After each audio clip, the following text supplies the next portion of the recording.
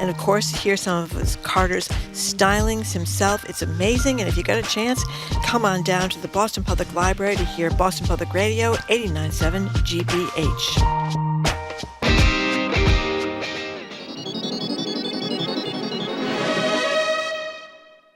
Live from NPR News in Washington, I'm Corva Coleman. The Israeli military says it has conducted a targeted strike in a Beirut suburb today. Earlier, Hezbollah fighters fired 140 rockets into northern Israel. The exchanges come after mass bombing attacks in Lebanon and Syria this week involving exploding pagers and walkie-talkies. They targeted Hezbollah fighters. These killed 32 people and wounded thousands of others. Former President Donald Trump spoke yesterday to the Israeli-American Council. He said that if he loses the presidential election, Jewish people in the U.S. will have a lot to do with that. He also warned Israel will soon cease to exist if he does not win. We're 2 weeks away from the one-year anniversary of the worst attack on the Jewish people since the Holocaust. Without question, on October 7th, which would have never happened if I was president, by the way, I have to always preface it by saying it would have never, ever happened. He claimed Vice President Harris is pandering to Hamas. Harris says she supports Israel's right to defend itself. She also called suffering in Gaza devastating. Early voting for the general election is rolling out to more states today. As NPR's Hansi Lo Wong reports, Election Day is fewer than 7 weeks away. Widespread early voting begins today in Virginia, Minnesota, and South Dakota. Registered voters in Virginia and Minnesota can cast their ballots in person as soon as today. And in South Dakota, voters who can't make it to a polling place on November 5th can start voting by absentee ballot. Alabama kicked off this voting season last week when election officials there started mailing out absentee ballots. Eligible voters around the country have at least 2 weeks or so left to sign up to vote this fall. Federal law requires most states to keep voter registration open for the general elections until at least October 6. That's the deadline for signing up in Alaska and Rhode Island, as well as the online registration deadline in South Carolina. No voter registration is required in North Dakota. Hansi Lo Wong, NPR News. Nike is replacing its CEO with a top executive coming out of retirement in a bid to find its footing. The athletics giant has lost nearly a quarter of its value since the start of the year. As NPR's Alina Selyuk reports, many fans and industry insiders wonder if Nike has lost its innovative mojo. Nike's outgoing CEO, John Donahoe, took over in 2020 as an industry outsider. He saw Nike through the pandemic and put a big focus on selling more sneakers directly to shoppers rather than at other retailers. As analysts at Wedbush Securities put it, over time, Nike seemed to be more focused on where it was selling instead of what it was selling. Its new releases rehashed old styles. American and Chinese shoppers went elsewhere. Nike swam in unsold shoes. It laid off hundreds of people. Now its board is bringing back Elliott Hill. The former executive worked at Nike over 30 years before retiring when Donahoe came on. His appointment as the CEO is getting praise from insiders and Nike fans who hope he can put Nike back on its feet. Alina Selyuk, NPR News. This is NPR. Good morning with the... Hello? Good morning with the latest from the GBH Newsroom. I'm Henry Santoro. The Mass Department of Public Health has reported 2,300 new confirmed cases of coronavirus and 16 deaths in the week from September 8th through the 14th. Data also shows that 2.4% of all total hospitalizations during that time frame in Massachusetts were related to COVID-19, meaning that 342 patients were hospitalized with COVID and that the 7-day percentage positivity was 12.65%. Continue to mask up. Add Harvard Law School to the list of colleges and universities where enrollment is down for people of color. According to the latest numbers, the number of students of color enrolled in Harvard Law School's class of 2027 dropped by 8 percentage points compared to last year.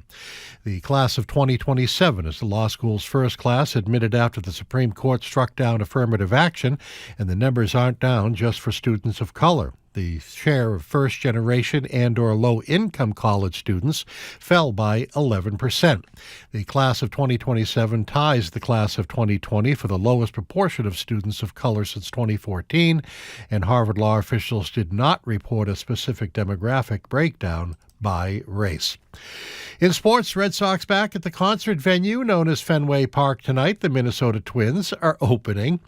Rain mid-60s today, more rain overnight tonight, low in the upper 50s, and showers on tap tomorrow. This is GBH News.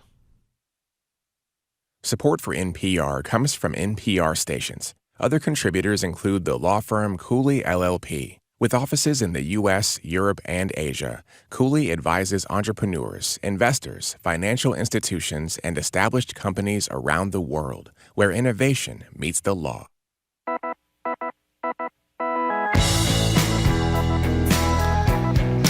He is Jim Braude. I am Marjorie Egan. You are listening to Boston Public Radio. We are broadcasting live from the Boston Public Library and streaming on youtube.com/CBH. I'm sorry, slash what? I almost said CBS News, but we're not CBS News. We don't work at CBS News. We are GBH News.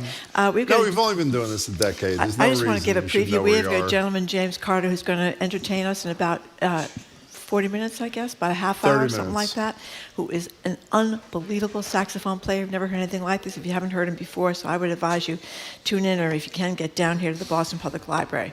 Okay. Our text question of the day is about the scandal sparked by comments left on a porn website by Porn website, repeat that. Porn That's website. Right, porn website by North Carolina would-be governor Mark Robinson, a self-described perv, and he's close buddy of Donald Trump. Mr. Robinson is also pro-slavery, calls himself a black Nazi. He makes fun of school shootings, badmouths civil rights. He spends a lot of time on something on nude Africa, and he is an anti-trans crusader, yet he spends an awful lot of time looking at trans websites. So he's a real swell guy. We want to know if, despite all this, and you liked his policies, could you support Mr. Robinson? You can text us. Might read up on him between now and then, too, at 877-301-8970, 877-301-8970. We will read your answers and your texts before the 1 o'clock news.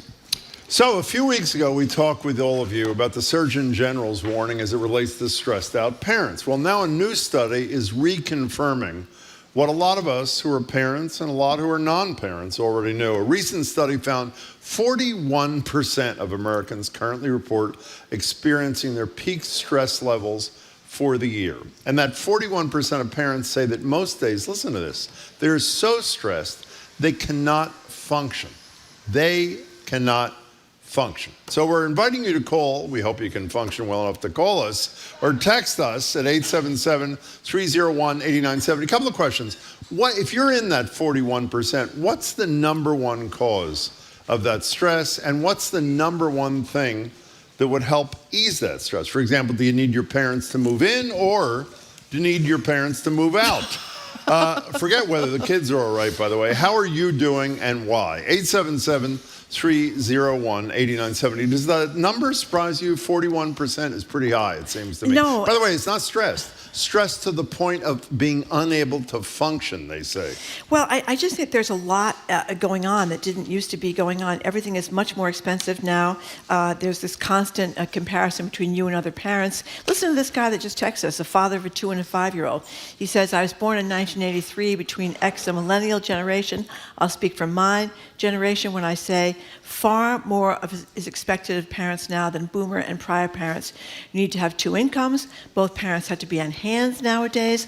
Childcare and housing costs are way higher than when we were kids, and parents have to move further and further away from their extended families for jobs. We get no breaks from work, children, or society, and unlike all prior generations, we have to contend with the Great Recession when we hit the job market. So that's just one example. Well, by the way, it is no Great Recession. We appreciate your concerns about your financial situation, but there's not a Great Recession. No, he's talking about the Great Recession back in 2007, 2008, when he had to. We didn't have kids then.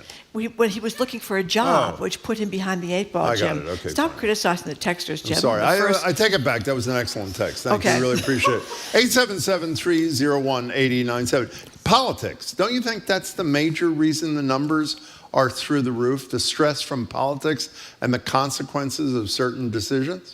I think it has to do with how something that this writer in the New York Times coined a phrase called intensive parenting. Yeah. And I think that's it, that parents are spending a lot more time with their children now than they used to. We always talk about how you used to throw the kids out in the afternoon, tell them to come back when the street lights come on. That's throw the kids out. Well, you did. You threw them on weekends as well and come back when the street lights come on. That is all different now. And what you have to do is spend a lot more money on after-school programs, and you have to spend a lot more money on summer camps, not to mention all the money you have to spend on your own, rent or mortgage mortgage or whatever it is, and wages have not kept up with the cost of these things. I think it's a whole bunch of things. And then it's all the comparisons on social media that you're failing as a parent somehow. And How stressed were you when you had young kids? Well, I was very stressed, but I was in the age before everybody was on social media and before everybody did have, I mean, my kids did have cell phones, but we all had computers, but it wasn't like it is now. You know, I'll never forget the line, and we talked about this in a tragic case where a kid, Phoebe Prince, took her own life, 14-year-old girl up in the western part of the state. And one of the points that people were talking about in that story, and it stuck with me ever since, is that certainly when we were little, or when my kids were little, my youngest now is 30 years old, home was if it was a good home, was a respite from the rest of the world. Now you've got social media coming into your home 24/7. So if you're getting bullied in school, made fun of at school, you're not keeping up, you can't get away from it because it's constant. And Beth in Boston, don't look at the text because I want you to predict what she's looking at it. So forget that. I've been a stay-at-home mom for a year and a half. My toddler just went to preschool for the first time this month. Big transition, and I assumed it was going to end by saying, but it's reducing my stress. See what she says? It's producing a lot of stress that her kid is finally going to childcare. Wasn't that one of the great reliefs for you, school and childcare? Yes, childcare was a great relief for me, and so was September when Even the though it's unaffordable. Kids went back to school. Well, that was the other thing. If you were struggling to try to pay your rent and childcare costs. One place we have done better on, though, it is on leave from work. Many more young mothers I know now are getting decent maternity leaves, and fathers getting paternity leaves, and I think that makes a big, huge difference. Anyway, Rob from Dover, you are first. What do you think, Dad? Hello, Rob. Dads, you're a stay-at-home dad. Thank you. It's nice to speak to you guys again. You too. I think that the pressure that's put on us is way different than what my parents experienced. I'm a little bit older. I have 10-year-old twins, and I'm almost 50. And when I was in 4th grade, I would ride my bike to get a haircut, and it was no big deal. And now I'm a little nervous about if I sent my kids out to wander around town, if they would I get a call from the police saying that my kids are wandering around town.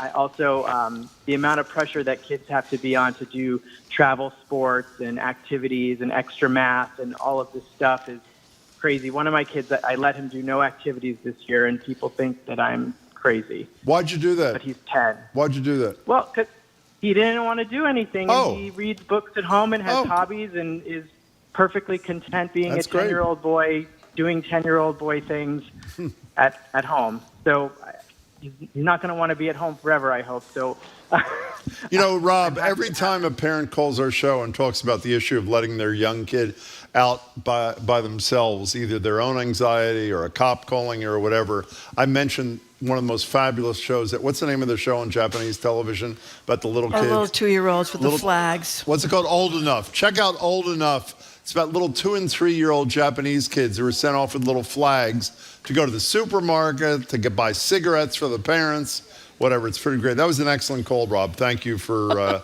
making it. I appreciate that. Here's a good one. I watch train wreck reality TV shows like 90 Day Fiancé to give myself a boost that I'm really doing okay in comparison to them. That's right. What's the show? That Real Housewives of New Jersey, Real Housewives of New York, or all these crazy Survivor-type shows that give people a break. By the way, we have a text that's really interesting in light of what we're going to talk about later. This is Mark in North Carolina texting. I'm part of the 41% or beyond stressed. This week, some reporters from CNN traced me back to my comments I left on a website, Nude Africa, and I fear I may not be able to post there ever again. Yeah. That's really stressful when you find out really you can't stressful. post there anymore. Yeah, Mr. Robinson, he doesn't seem that stressed, though, considering he's denying all. He's trying to claim that they were AI images. But the problem is, back, when they started, it was 2008. There were no AI images back then, so he's going to come up with a better excuse than that one. 877-301-8970. Here's Allison from Sharon. I have a 10-year-old daughter, a 6-year-old autistic son who doesn't speak, and that's another issue. Autism is becoming more and more frequent. I mean, that was unusual 30 or 40 years ago, not so much now. Money is a huge issue, and even bigger is time. I need my job. I can't be bad at my job, and I'm not willing to be a bad parent. And I am busy from 5 in the a.m. until 9 or 10 at night on a good night, and I have no time for myself. My health is suffering. My kids are wonderful, the highlight of my life, but this is so incredibly hard. The other two things we haven't mentioned, that made me think of it, is our stress. Well, one, stress producing, is compared to other Western nations, our government does almost nothing to help parents. And remember when they finally did something, which was the doubling of the child tax credit, which reduced childhood poverty by almost 50%. Yep. What did the Republicans and Manchin force to happen? And there's another thing we're not talking about, is what's the effect of the 41% of parents stressed on the kid? I have to say, when my mother, only child, single mother, when she was stressed about finances and stuff, I was stressed. And my father, who you always say was jailed, he was not jailed. He did do some unsavory things. I'm assuming that the unsavory side of me is a function of, even though he wasn't there, having a father like that. I mean, it has a huge trickle-down impact on the kid. Would you not agree? If your parent is stressed, if your parent's in jail, you're going to be stressed. No, not in jail. He wasn't in jail. Okay, that's what if your parent is, that's what you say. If your parent is stressed, you're going to be stressed, right? And I think parents try really hard to hide that stress from their kids, but it's not always easy. And they also talk about these other existential things like climate change. That is really freaking out a lot of people. And then there's the whole cell phone debate and cell phones in schools, school shootings, obviously gun violence. All of these things are getting to be more epidemic, really, and people are exhausted. Let's go to Katie from Hingham. Hi, Katie. Hello, Katie. Hi, guys. Thanks again for taking my call. Thank you. There were three things I wanted to talk about. I had a COVID pregnancy, so nobody saw me having an entire pregnancy. And then I have COVID babies. I have a 4-year-old and a 6-year-old. The 6-year-old has ADHD. I'm a stay-at-home mom, and I had the privilege of advocating for my kid.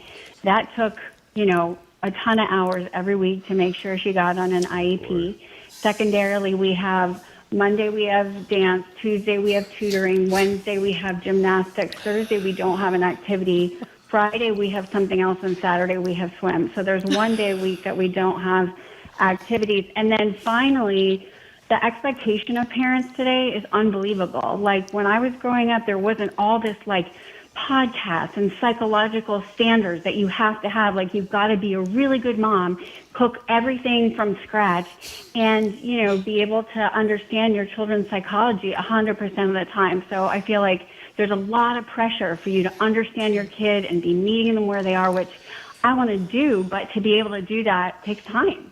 Katie, that was brilliant. Don't go away. What do you do to alleviate as best you can the stress that's caused by that litany of things you beautifully described there, Katie? I try to meditate and pray, and I talk to a lot of moms because that's the other thing. We are really isolated as moms, and I think that's one of the reasons postpartum depression is so significant, because we don't get any help as moms. We don't get the community that used to be, that offered so much support. You're great. You are really great, Katie. That's a great call. And you know what? The other thing one of these stories mentioned too is that there's such a fear about how much it costs now to survive financially in America that the stress is on parents to make sure that their kids get the opportunities in school and these extra helps with tutors and stuff like that, so they can get into a decent college and get a good job. And because it's very difficult to make it now. As we know. What was the number? We did this a couple of weeks ago. Maybe it was the day we were talking about the Surgeon General's report on this stress issue. Was it in Boston, Jamie, more than $600,000 on average pre-college to raise a kid? I think it was. Jamie will check it out. Whatever it was, I thought the number was $250,000, which is insane, but I think it's more than twice that in 2024. Abby, you're in Amherst. You're on Boston Public Radio with Marjorie Egan and me, Jim Browdy. Hi. Hi. Thanks for taking my call. Sure. Just could not agree any more with everything that Katie just said. I'm a mom of 4, so I have my oldest is a senior in high school, so we're in the college application hellscape right now, and then my youngest are 8-year-old twins. And just totally agreed with everything she said, could talk endlessly about all of that, but what I wanted to kind of add to the conversation is that sometimes it feels like the straw that's breaking the camel's back for me is well-meaning older people, like whether it's grandparents or just other people in the community that have this idea that we've sort of brought it upon ourselves. Like, do you really have to sign them up for every activity? If it's making you stressed out to have to, bring them to soccer practice at dinner time every night, like, then why are you doing that? It's this attitude that we've But that's just when you're actually living it day to day, especially because I'm now looking at the college application end and what's really expected, like, it's on all fronts, like what was expected to get into a given school when I was applying, versus now. It's just absolutely everything has been ratcheted up, all of the pressure, the expectations for extracurriculars, for GPA, for, whatever it is. So I just feel sometimes that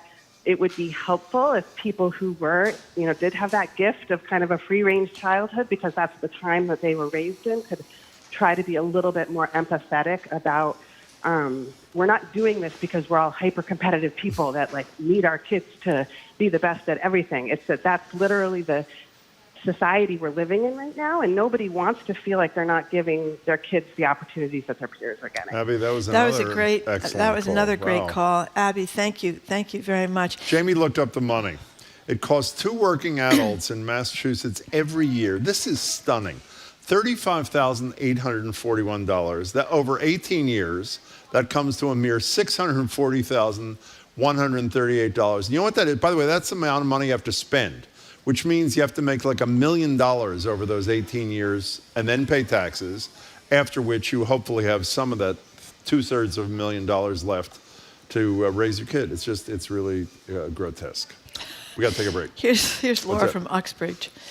Husband and I have a 15-month-old daughter. He's very laid back and happy, go lucky, whereas I am a stress case. Having a child for me has highlighted what a mess this country is and how scared I am to raise our little girl here. School shootings, the Supreme Court, the cost of everything, the threat to women's rights, the stress of social media, online bullying. I could go on and on and on. I've been begging my husband for years to move to the Scottish Highlands with me, but he won't be swayed.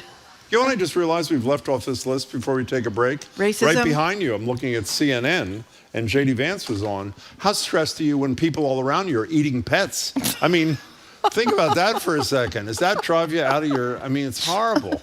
Just grabbing your cats and just eating them up and...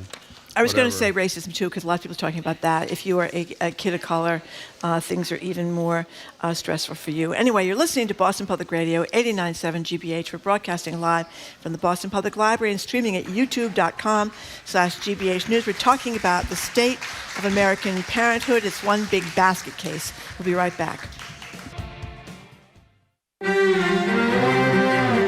Artificial intelligence may be saving lives in Ontario. In some hospitals there, an AI tool tracks patient data for issues medical staff might miss.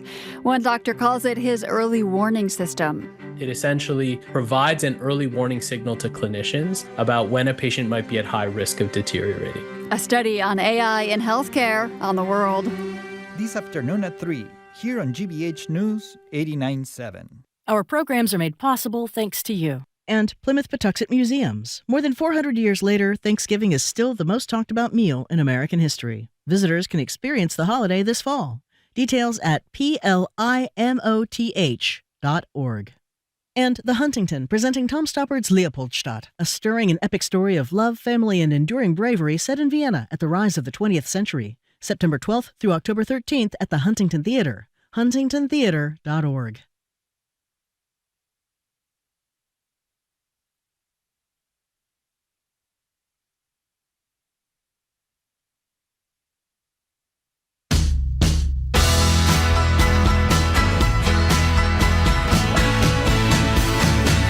Welcome back to Boston Public Radio. Marge Regan and Jim Browdy. We're live at the library, streaming at youtube.com/GBH News. As always, Marjorie's applauding for ourselves. That's right. That's fine. Our text question of the day, we get to your text on that at about 12:55, is about the scandal sparked by comments left on a porn website by the Republican candidate for governor in North Carolina. By the way, he's currently the lieutenant governor. He's a close buddy of Trump.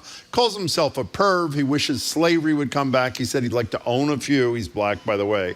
And we want to know, if you really loved a candidate's policy prescriptions, would little bitty things like these kinds of scandals inhibit your ability to support them? We want your thoughts at 877-301-8970. We're talking about the fact this new survey shows that 41% of parents are so stressed that they are in a state of dysfunction. And we're asking you, what's the primary cause? which you've been eloquent about. What would be a fix? One of the fixes is coming in 10 minutes when James Carter and his bandmates play. If you want stress reduction, I would get here like pronto in the next 10 minutes. But right now, it's 877-301-8970. Vanessa in Roslindale says she was recently shamed by a neighbor for letting her 5th and 2nd graders walk a mile to school.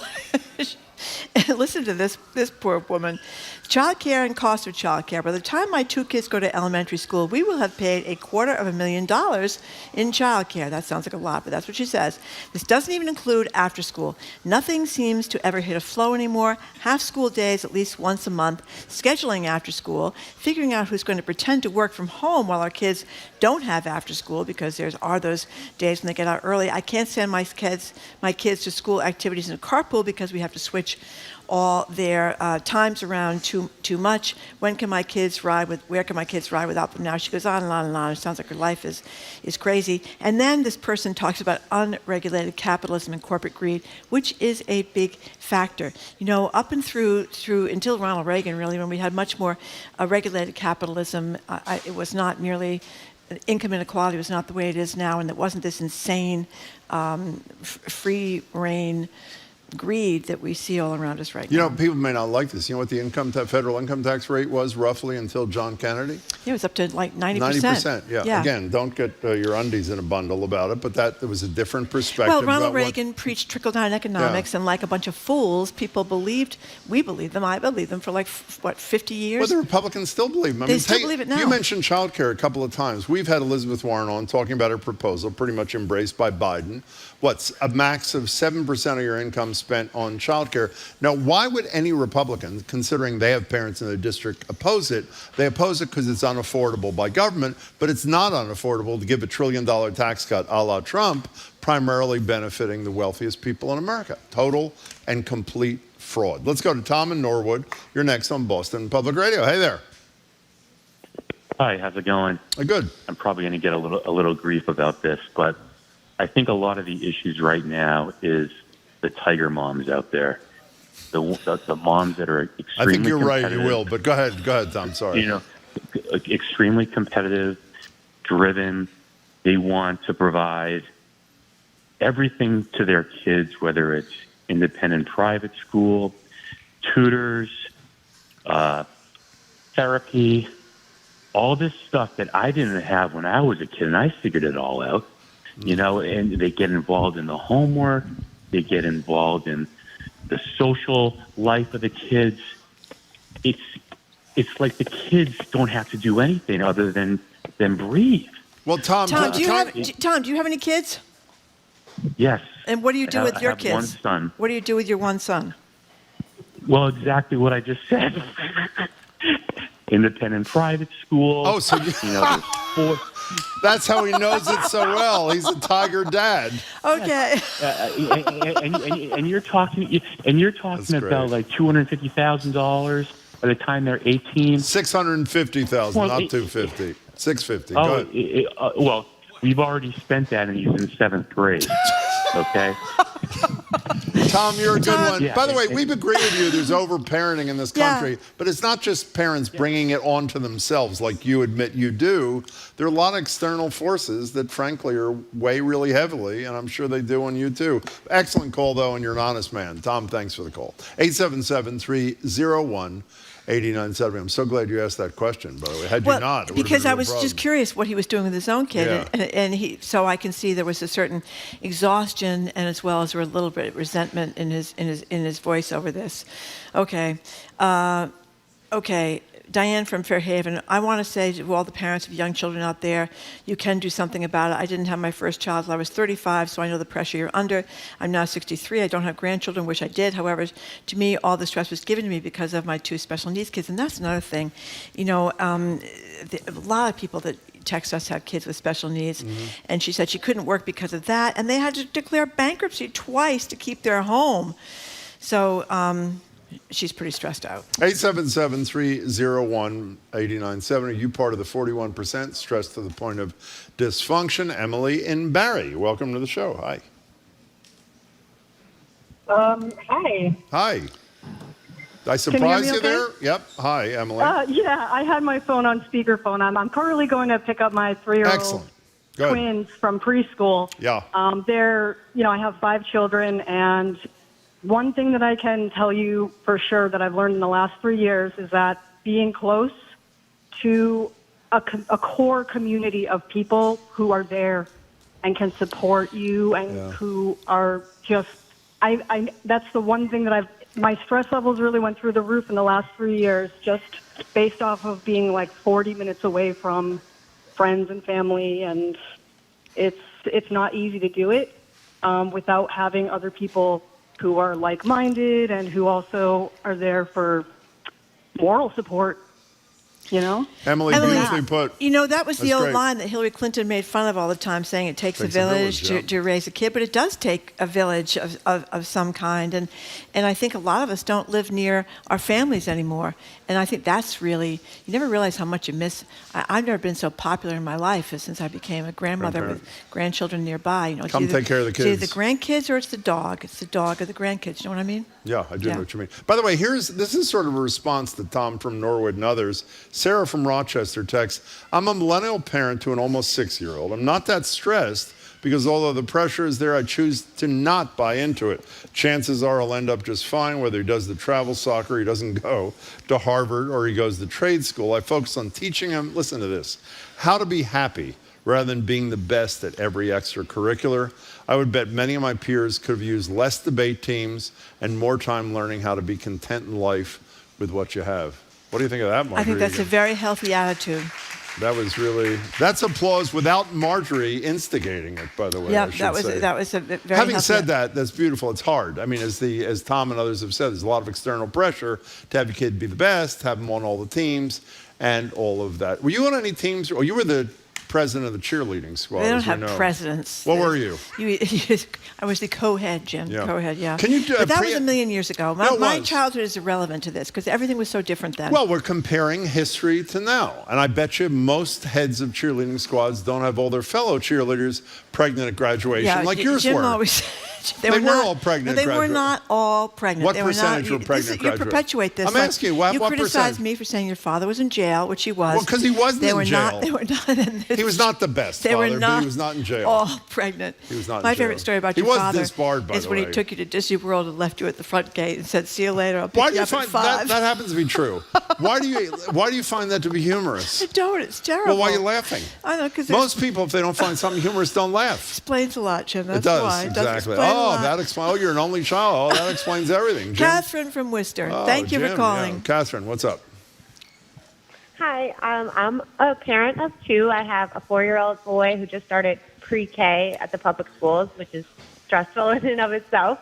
And I have a 5-month-old. So I've been a stay-at-home mom for over a year since I lost my job. The gym I worked for closed, and I'm finishing a degree.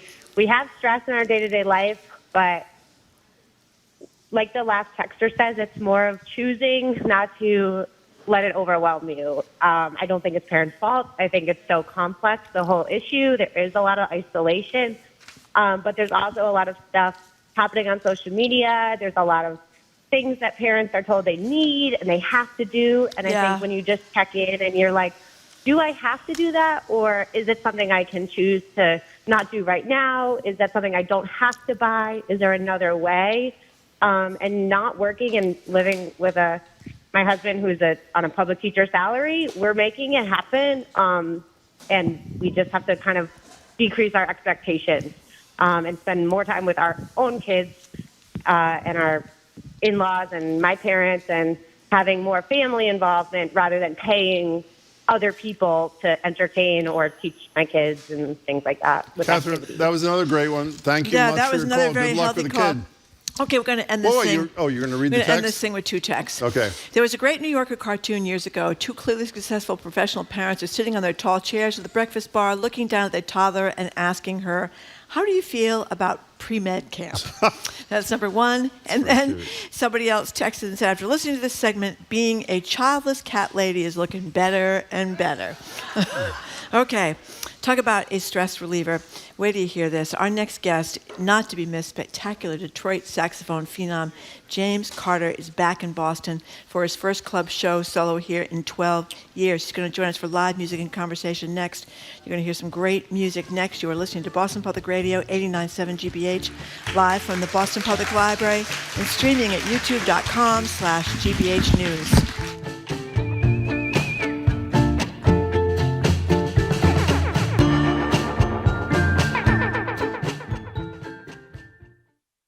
Now playing on the GBH News YouTube channel. This morning they were waiting for the blacks who arrived at South Boston High. Never cried. Boston's busing legacy. You don't think about tomorrow, you just think about today when you get in there, get on that bus, get off that bus, get in that school. Then I'm going through today. Thank God I got out. I'm going home. And then the next day. Watch on youtube.com/GBH News. Support for GBH comes from you. And Rockland Trust Bank, helping foster healthy relationships with money by providing education and resources to the community, one neighborhood at a time. Rockland Trust Bank, where each relationship matters. Member FDIC. And Addison Gallery of American Art, presenting 3 new exhibits this month, including Americans in Paris, artists working in post-war France, now through January 5th. Opening reception Saturday the 21st. AddisonGallery.org. Welcome back to Boston Public Radio. I'm Jim Browdy. She is Marjorie Egan. We're live at the Boston Public Library, streaming at youtube.com/GBH News. And welcome to Live Music Friday on Boston Public Radio.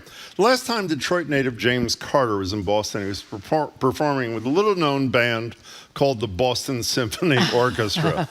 5 years later, he's back for his first Boston club show in 12 years. 2 sets tomorrow night at the legendary Scullers Jazz Club at scullersjazz.com.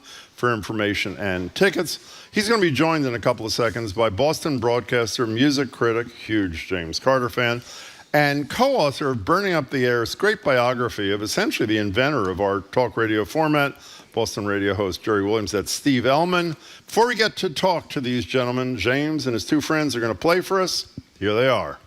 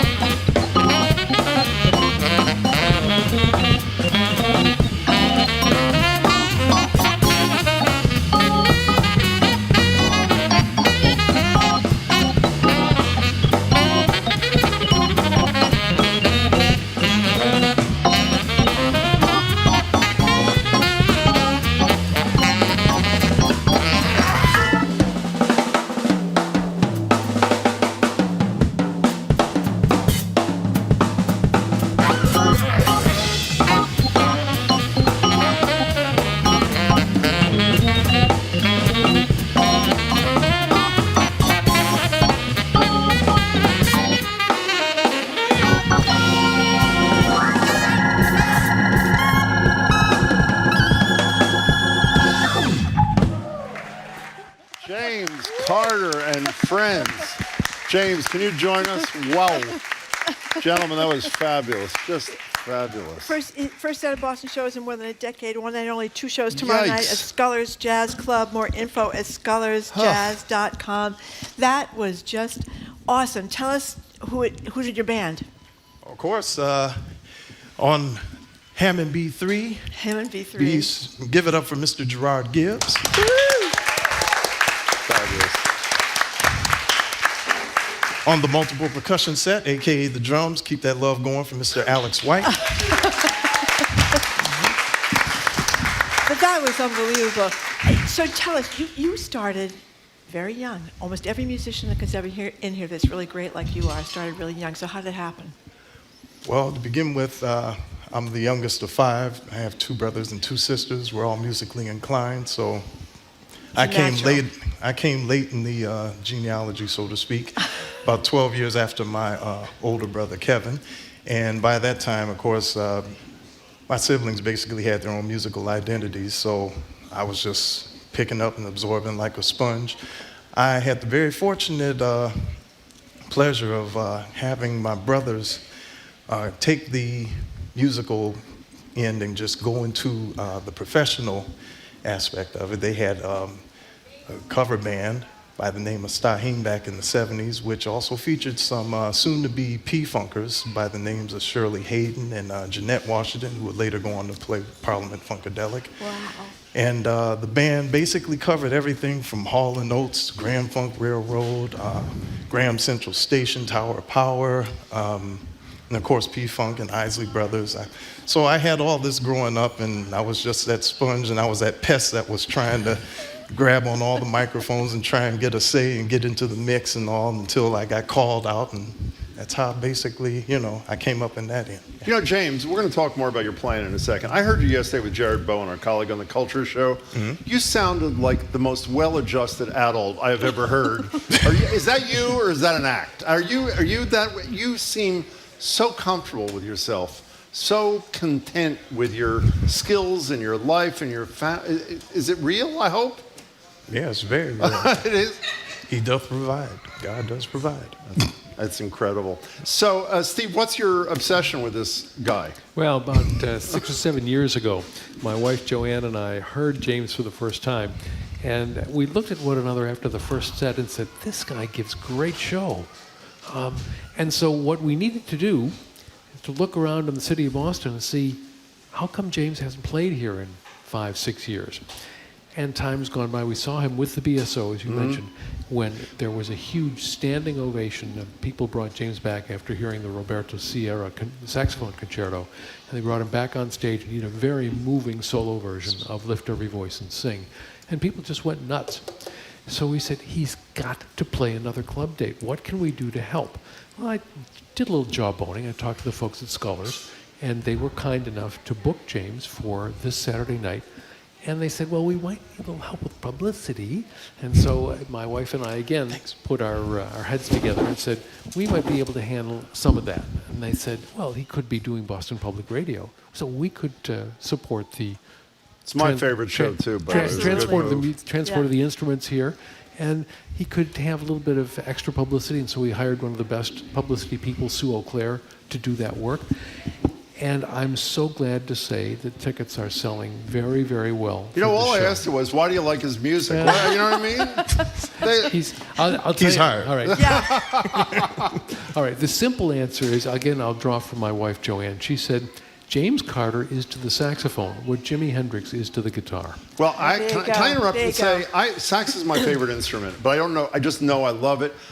I never heard certain sounds like I just heard from you, and I was listening to you a lot last night. Mm-hmm. I am hearing things that I don't hear with other people who are playing the sax. Am I not? No, probably not. No. So what is it? Is it technique, or what is it that makes... It's all the above. I always like to say that I'm a frustrated guitarist, and because of my brother to that end, his heroes were Jimi Hendrix and Carlos Santana. So I like the spirit that electric guitar or anything electric brings to the mix. It gives it another life. And thank heavens, because of the musical equipment that I've been adorned with, the various saxophones, in particular, the mouthpieces, because the mouthpiece basically is the external voice box of your own identity. So whatever you feel that you can hear and sing, your mouthpiece should be able to do that, and therefore be able to externalize it to the audience at large. Well, you do externalize it there, James. Now, I'll tell maybe you. I was mistaken because I was reading for the show, but when you were rehearsing this morning, I believe I saw you with 2 mouthpieces in your mouth. Oh, I was just getting ready to do a rock sound thing and all that. I was just jacking around. Yeah, but do you actually do that? Do you actually play with 2? Yes, and but I don't do it publicly. You don't, you don't do it. I'll say this. There was a very brilliant man by the name of Rahsaan Roland Kirk, who used to play 3 saxophones at once. And this isn't by chance, this isn't a new phenomenon or whatever in the 20th century or whatever. This actually goes back to the beginnings of the saxophone from 2500 BC in Egypt, where you had the zumara and the matshura, which were double columned instruments that a single individual played. And then later on in 1300 BC, the argul, which is basically the principles for the bagpipe. You had the long drone and the short practice chanter. You were able to play both of those at the same time. So I was just, it's all in the tradition. Okay, it's all in tradition. I've never seen it before. Steve, how welcoming to jazz is Boston? Last time I was at Scholars, which is a great venue, was to see Lisa Fisher, our friend, who comes by every time she's in town. It's a great venue. How welcoming is Boston to jazz in 2024? I think there are a lot of people who are very welcoming to the music. One of the things that we tend to forget, but you guys will know because of what you do, this is a small town. Yeah. This is not a big metro like New York or San Francisco or LA where they can afford to bring people in from the outer limits. This is a town that really needs the people who are jazz people to come out and support. And that when you can hit them, when you can reach them and say, this is important, you got to see this guy play, that works. Well, also, can I say, I'll quote our late, great friend, Brian O'Donovan, who's the great advancer of live music. Live music is where it's at. And as great as you are on recording, James, when I was just watching the 3 of you play, it is a whole other experience to watch the bodies, to watch the faces, to watch the interaction with the instruments. And speaking of promoting jazz, I read in an interview I think you did with our colleagues at CRB, I'm not sure, that in terms of promoting jazz, a person who wants to be president of the United States, that'd be Kamala Harris, did a good thing the other day. What did you do? Because I missed this. Didn't you talk about this? Her going into a record store? Yeah, you did. You did talk about this. She went in a record store and picked out some jazz albums. Oh, I didn't talk about it, but I know what you're talking about, the Kamala Harris, where she picked out Charles Mingus and a couple other. Yes. That's a big deal, is it not? Well, I think it's a grand shot in the arm, just to let folks know that these musicians, past and present, are still relevant. Mm-hmm. But maybe you didn't say this either, although I'm reading the same story. Jim was in an interview with Al Davis and Valinda Robinson talking about, when you mentioned Kamala Harris, but you also, I think, said, maybe this is wrong too, but you thought that the National Endowment for the Arts should do a little bit more for jazz. Is that you, or is that an imposter that talked about that? I think there are mad imposters going on here. Oh, no, my goodness, okay. Do you feel But I definitely think that the National Endowment of the Arts should definitely stay in full effect, because there was a certain individual that was trying to get rid of it some time ago. But it should definitely stay in effect because it continues to cultivate art and culture. And because of it, brings us to the masses such as yourselves out here and up here on the podium. James Carter, I'm sorry. You mentioned before that God does provide, and I know you said the music business has been very good for you, but you also mentioned that you met your wife through music. You've been married 28 years now? Yes, as of August 31st. Been married 28 years, have 2 beautiful children, ages 24 and 21. And it was because of this instrument here that I met my wife, because she was a intern at our radio station back at home. Was a pure jazz radio station called WJZZ. She was the interned Tisho Ray, who was one of the jockeys back then, and she knew about me before I knew about her. So that's how it happened. You know, James, I was talking about how wonderful it was to see the three of you play. I'm also watching how you caress almost your instrument. How do you? I'm serious. I love it. And look at how beautiful it is. It is totally beautiful. What's your relationship? I mean, what's a player's relationship like with his instrument? The player's relationship is, it's the outward appendage. It's like the extra arm. It's the extra leg. It helps them to become mobile. It helps them to express themselves in a way that normal, conventional voice wouldn't allow themselves to do. So it's you. It's an extent. It's you. Yes. It's you. Very much so. It's beautiful. So before James goes back to play again, Steve, you were talking about something called slap tongue and circular breathing, and a lot of what's that? What's that going to do with the performance here of Mr. Carter? I like to say that James plays the entire history of the saxophone. In addition, he can go back to the days of Coleman Hawkins in the 20s. He can play the slap tongue is a technique where the tongue is used to create a sort of percussive sound on the reed, and that was something they used as a circus effect in the teens of the 20th century.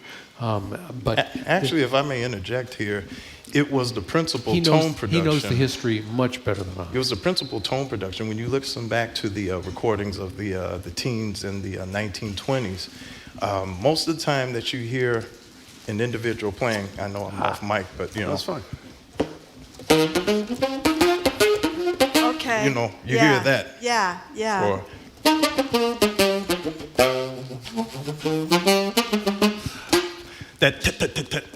that was the way to push the time and the playing ahead.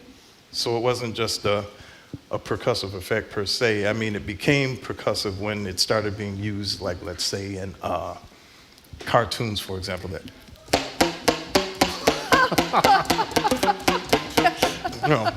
Yeah. Thank you. As for circular breathing, this is a technique that a lot of saxophonists use, but nobody I've ever heard does it as smoothly and as beautifully as James does, where you're playing and at the same time you inhale through your nose as you're playing and forcing air out through your mouth, so that there's a continuity of sound that is a stream that is not possible if you're going to have to take a breath every couple of seconds. So you're about to return to your bandmates. What are you playing this time, James? We're going to play first off, the first tune that we played was a Matthew G composition. Matthew G was a trombonist in the 40s. He was one of the minor composers of bop melodies and whatnot. That was entitled OG. The tune that we're going to play now is from Billy Strayhorn, and it's our take on his A Flower is a Lovesome Thing. Do you want to put your headset gently down and return to your colleagues? Definitely. Okay, you're going to hear another song from James Carter and his too. trio. They're going to be playing 2 shows tomorrow night at Scullers Jazz Club. For more info about tickets, scullersjazz.com. That's Scullers, SCULLERS jazz.com. Of course, it's on the river in Cambridge. And let me just say again, Scullers is it is a wonderful, intimate venue. You really feel like you are right there with these players, and there's nothing, as we said, like our great buddy Brian O'Donovan said, like live music, and these guys are amazing. So in a second, we're going to hear Flowers, a Lovesome Thing. James, you ready? Let's do it. 1, 2, 3, 5.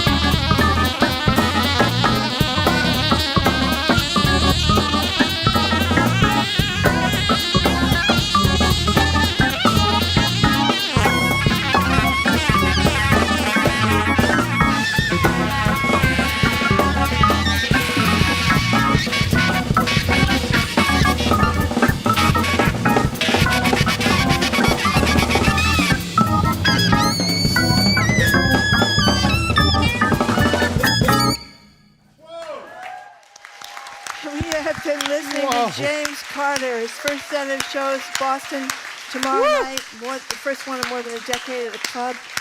Scullers Jazz Club, scullersjazz.com, scullersjazz.com. James Carter and his trio, thank you so much. After the new news, GBH's Callie Crossley. You're listening to Boston Public Radio 89.7 live from the Boston Public Library and streaming at youtube.com/GBH News. Funding for our programs comes from you. And Burton's Grill and Bar, featuring a scratch kitchen where each dish is customizable for those with food allergies or restrictions. A gluten-free menu is also available. Details on their allergy protocols at burtonsgrill.com. Discover an alternative to recent public dialogues that resort to anger and shouting. Panelists from across the political spectrum discuss hypothetical scenarios drawn from real-life political problems. Watch Deadlock tonight at 9 on GBH2. I'm Executive Arts Editor Jared Bowen, and you and I are listening to 89.7 WGBH, HD1 Boston, online at gbhnews.org. GBH News with NPR. What matters to you?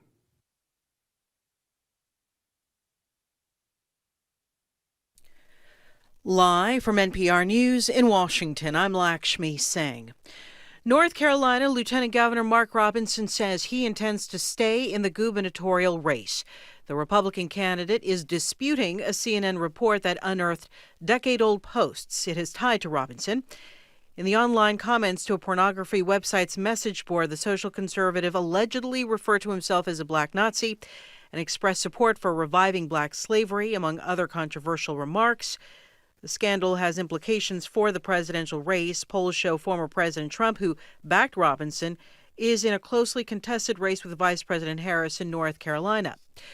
North Carolina Congressman Jeff Jackson, a Democrat, tells CNN the scandal surrounding Robinson could affect a series of races. We're seeing an implosion by this candidate, the likes of which we've never seen in North Carolina, frankly. And given that most of the statewide races are basically 50-50 races, my race is a 50-50 race. We have a dozen statewide races in North Carolina. If he affects it by 0.5%, which he certainly could, he could swing a whole bunch of elections, including the presidential election. Jackson is running against U.S. Representative Dan Bishop, a Republican, for North Carolina Attorney General. Former President Trump, meanwhile, is expected to campaign in North Carolina tomorrow. Vice President Harris heads to Georgia today for a campaign stop that'll put attention on the state's 6-week abortion ban. Here's NPR's Tamara Keith. Earlier this week, ProPublica published an article clearly linking the death of a Georgia mother to the state's strict abortion restrictions.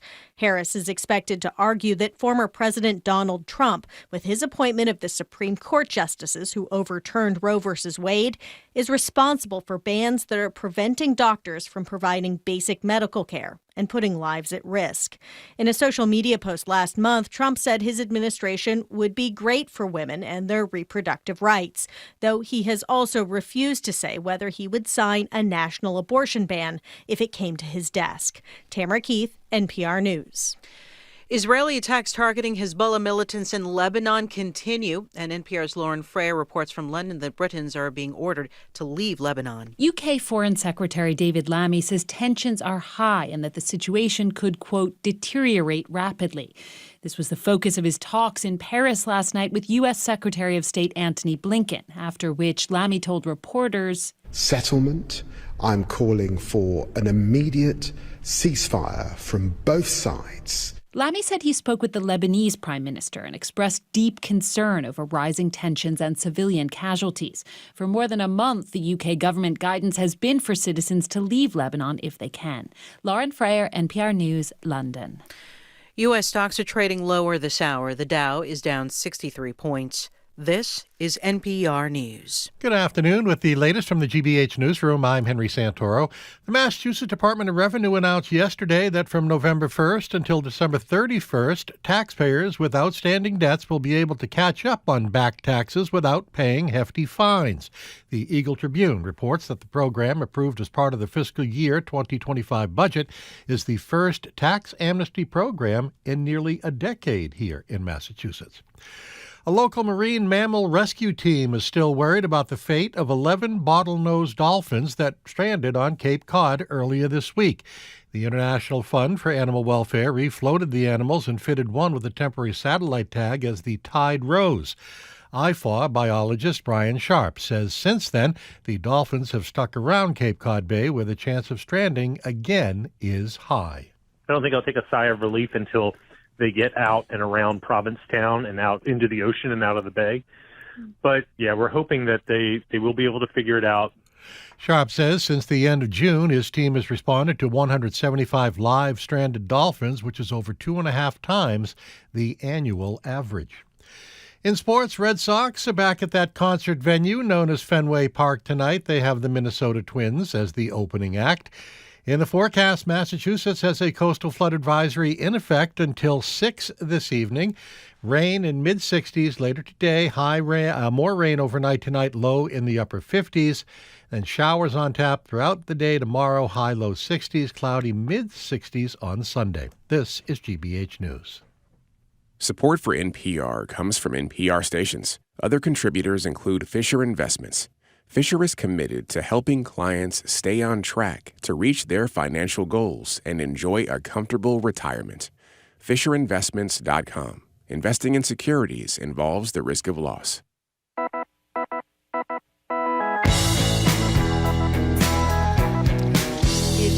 He is Jim Browdy. I'm Marjorie Egan. Welcome to hour number 2 of Boston Public Radio, live from the Boston Public Library, streaming at youtube.com/GBH News. Okay, our text in question of the day is about the scandal sparked by comments left on a porn website by North Carolina GOP candidate for governor, Mark Robinson, a self-described perv. That's what he calls himself. Not a good sign. He's also a close buddy of Donald Trump. Imagine he was running to be governor of your state and say you liked his policies.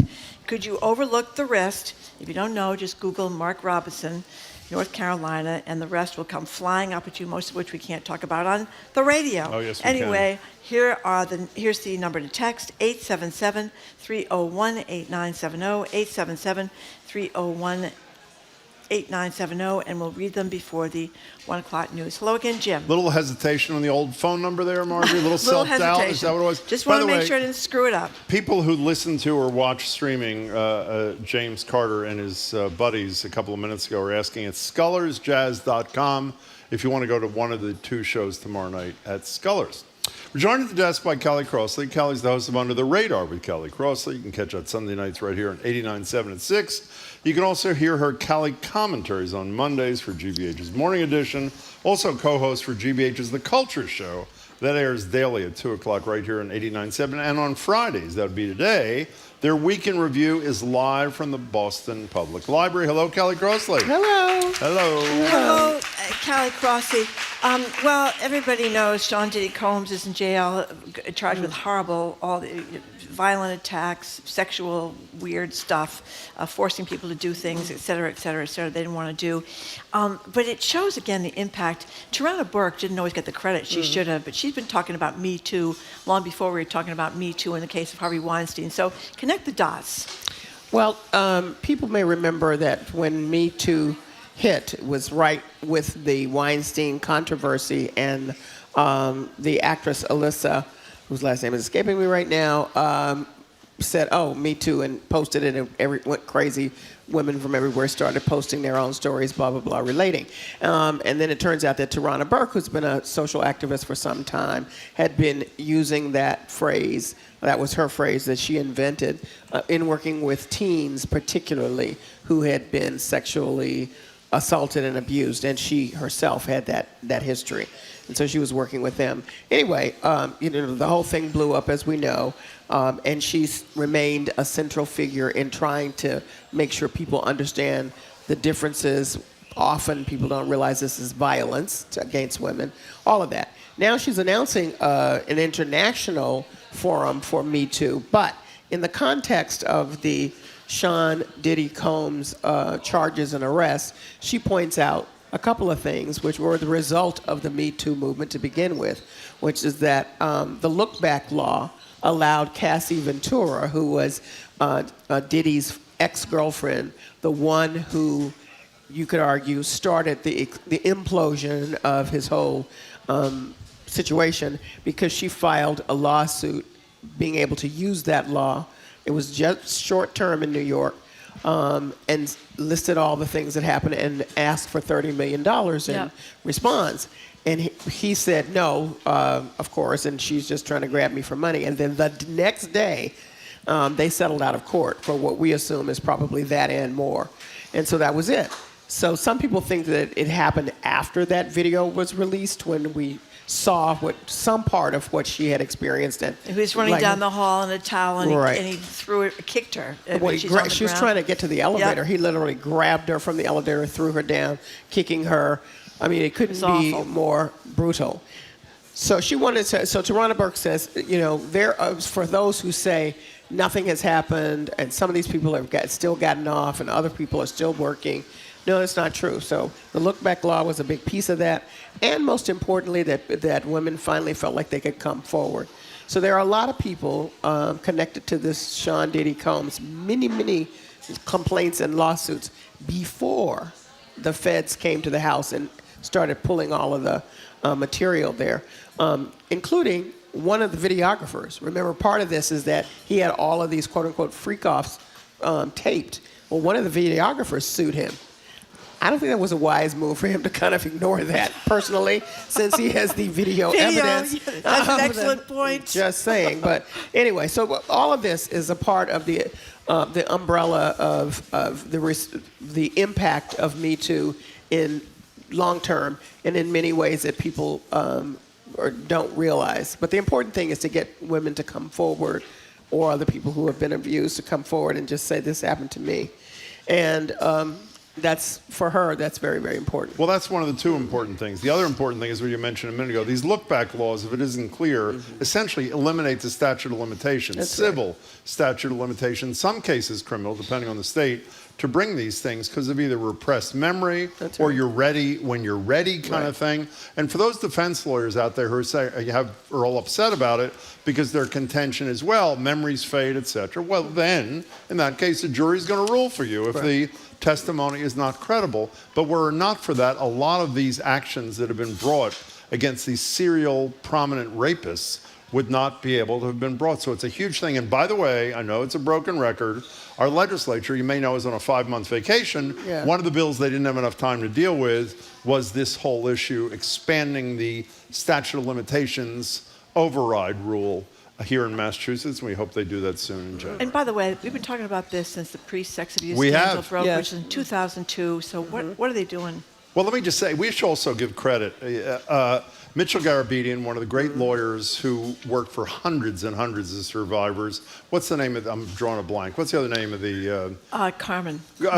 Carmen Durso Carmen was Durso. another lawyer who was intimately involved in this, who've really been working hard on Beacon Hill to get the legislature to do the right thing for survivors. So if you care about this, which you should call your legislator if you can find them and tell them to do the right thing sooner rather than later. So we have a little sound from Kamala Harris speaking at the live stream event Unite for America that was hosted by Oprah Winfrey last night. I think it was up to 200,000 people watched online, and there were quite a few people in the audience here. Here is the sound. I'm a gun owner. Tim Walz is a gun. I did not know that. If somebody breaks in my house, they're getting shot. Yes. I hear that. Probably should not have said that. But my staff will deal with that later. Yeah. So I saw quite a bit of this. The part that really was upsetting is the sisters talking about their younger sister who died from sepsis because she took abortion pills, mifepristone, and the second one to go along with that, and then she got an infection. And they wouldn't operate, they wouldn't help her until she was too close to death, and then she died. Well, this is a conversation you've been having, both of you have been having here. I've been having too on my show. What is what some of these doctors are, and by the way, that was in Georgia, let's be clear. Georgia, thank you. Yeah, what are the doctors supposed to do? They know that this is their charge, is to save life, and yet the law says if you do it, you're going to jail.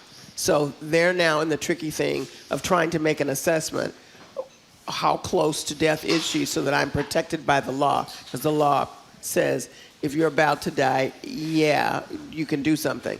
But, who gets to interpret who's close to death? Well, I was embarrassed the other day. We had Carol Rose, the head of the Civil Liberties Union of Massachusetts, and while most of these restrictive laws are unconscionable, you say at least as long as they have life of the mother and some other exemptions, horrible, but at least there's that. And then I read about this Georgia case. The point you just made is so important. The life of the mother is at risk in whose mind? That's right. The medical professional decides the mother has her life at risk, but an expert witness called by a prosecutor who wants to be an elected, another elected official says, no, her life wasn't at risk. She was perfectly fine. Right. Which causes, understandably, a hesitancy on the part of, I hope, well-meaning, patient-centered people to say, I could go to jail if I do the right thing here. And there's no health of the mother, because a lot of these kings can wind up in you're being able to have any more children or a bunch of other medical complications. That would solve at least this narrow problem. But again, I mean, what's health? Is it, we're talking about being able to have, you know what I mean? Yeah. It's just outrageous. It is outrageous, and it's deadly. I mean, let's just use the word. And it's happening around the country. Many women who have found themselves in this position. Yeah. Was it her mother who spoke on the thing last night? I think it was her older sister. I think that there were two older sisters, and she was the youngest. She was 26 years old, and leaves behind a child, a small child, who has no mother now. I want to be clear to how long she waited, and as the doctors are trying to find a point in which they can say definitively, okay, she's going to die. 20 hours, people. 20 hours of increasing sepsis. I mean, I'm no doctor, but everything I've ever read about sepsis is just moving fast, and you're going. And I mean, she needed immediate intervention. And to think that these people are sitting there with the power to change it, and then I don't know what to do. It's, by the way, the reason that a number of physicians, OBGYNs in particular, have moved from states with this kind of restrictive language, leaving the people there in the states even less protected or having a possibility of having someone to care for them in that way. It's something. And you wonder sometimes, who thinks that this is a good idea? Who thinks? Sometimes it's people who do not get pregnant. Let's start there. Yeah. And other people are not thinking about, if it hasn't happened to you so often, these situations seem very far-fetched. I've now seen many stories and read many stories about some of these women who have found themselves and managed to survive. I mean, I've spoken about a couple of them I saw in news reports, and they said, this is what's happening here. I'm trying to have a baby, and how did I get here? And how did I get to a situation where I can't even have any help?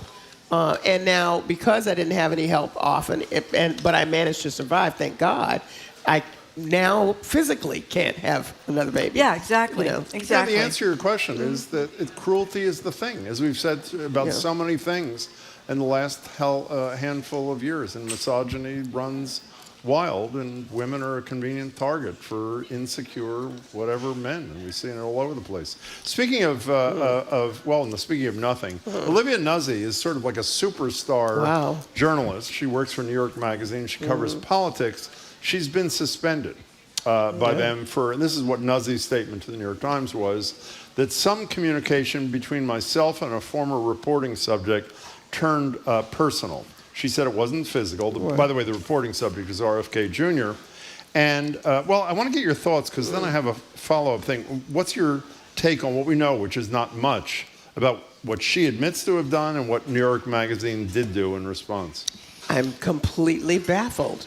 To your point, she's such a well-known, well-regarded writer and analyst. And I read the piece, actually, that came out of her initial, what we understand is her initial contact with RFK, which is about whether or not he was a threat in this election. Very well done, very well pieced out, and I believe I might even send it around to people saying, wow, look at this. New York Magazine's a really good magazine. And she's really good at what she does. So this is shocking to me on that level, because this is a person who's a consummate professional, who's been around a long time, who knows where the boundaries are, and I don't know what happened there. And she says it wasn't physical, so that doesn't seem to be, in a fair kind of situation, which is what I first went to my mind. The second thing is if she's been getting away with it this far and nothing has happened, what then prompted her to come out at this point? Which makes me think something was about to break somewhere. I guess first of all, this media newsletter Status reported that they had this, but maybe there's more to it. And she just wanted to, take accountability finally and say, this is what's been going on. But it's very confusing to me. Well, clearly, we don't know a lot. And she says nothing physical, but it did, quote, turn personal, which obviously is inappropriate. And while New York Magazine is suspending her says, we checked her work, there were no inaccuracies, what they don't say is there may have been no factual inaccuracies, but her point of view in that piece, which I read too at the time, was it's a three-party race. Right. That's an opinion of a journalist. That's not a factual thing. And the question, and that could matter. When you turn on television, you think RFK is as clueless as he actually is. Right. But a few months ago, and you say, well, wait a second, somebody I respect said it's a three-person race. That has an elevating kind of impact. And the question was, and I don't have the answer to this, was that conclusion by Nuzzy a function of her, quote, personal relationship Well, I think with this guy? That's a valid question, but I just want to, in this case, make it clear that part of her work in writing these profiles allows her to do the kind of what I would call analysis. You said her opinion. Oh, I'm fine with it. Yeah, but I want to make it clear to people she's just giving her opinion. No. Yeah, okay. The question was her analysis affected by her? And obviously, I think both New York Magazine and she owes the reader a little bit more than we've gotten. Okay, and then RFK himself says he only talked to her or met her one time. Yeah. So that's a Monica Lewinsky He also relationship, says, I just like whale heads. You know what I mean? Like, what the hell? I don't... something's going on here. If she says, I met her one time, she says, we've had a relationship. You don't think he could be lying, do you? Yes. That's not possible. Well, he could be lying, but I don't know how... Why does that serve him? What do you think of the whale head? Can we talk about the whale head just for a second? What do you think of the whale head on the roof of the car with the juices coming down into the car so that the kids, including his daughter Kik, who was 10 years old, had to wear raincoats so the whale juices. I never got over the bear. The bear's another one. I can't. I don't know him at all. Mostly, really, when I think about him, I worry about Cheryl Hines and say, how did this happen? That's his wife. Yeah. Yes. I'm with you. I just don't get it. I don't either. But so I'm very confused by this story. By the way, one of our colleagues, this is you, Jamie, somebody put this up here, our colleagues. One of the many jokes online says this: poor Cheryl Hines. She can't even leave a horse head in the bed because he just eat it. I didn't say that. Don't get angry at me. It is a weird fascination with animal carcasses. The picture of him, he claims he wasn't eating a dog, he was eating a goat, but it was this picture of him about to bite into this fricasseed animal, which looked like a dog. He said it was a goat. And then there was the dead bear, run-over bear cub that he drove all the way back to New York City to deposit in Central Park. And then he claims that he chainsawed the whale on the beach near Hyannisport down the Cape and drove it from Hyannisport to Ossining, New York, where he lives. Yeah. That's a long drive. Who hasn't done that, Marjorie? With the whale juices. Oh my God! Can you imagine? No, I cannot. I would just. I don't get it at all. But to each his own, as they say. Yeah, and people were voting for him. They were going to vote for him. They're not going to be voting for him. Some people may still. Is he still on the ballot? That's true. I guess you're right. He's probably on the ballot in some states still. Yeah. Okay. By the way, one last thing. We've said this, but it bears repeating because we only have 40-some. Thank you very much. I interviewed the guy a bunch of years ago. I think we did on the radio too. I did on television. He was a fabulous environmental lawyer, and now he's embraced a climate change denier extraordinaire. And take that for what it's worth. Can we come home for one more topic here?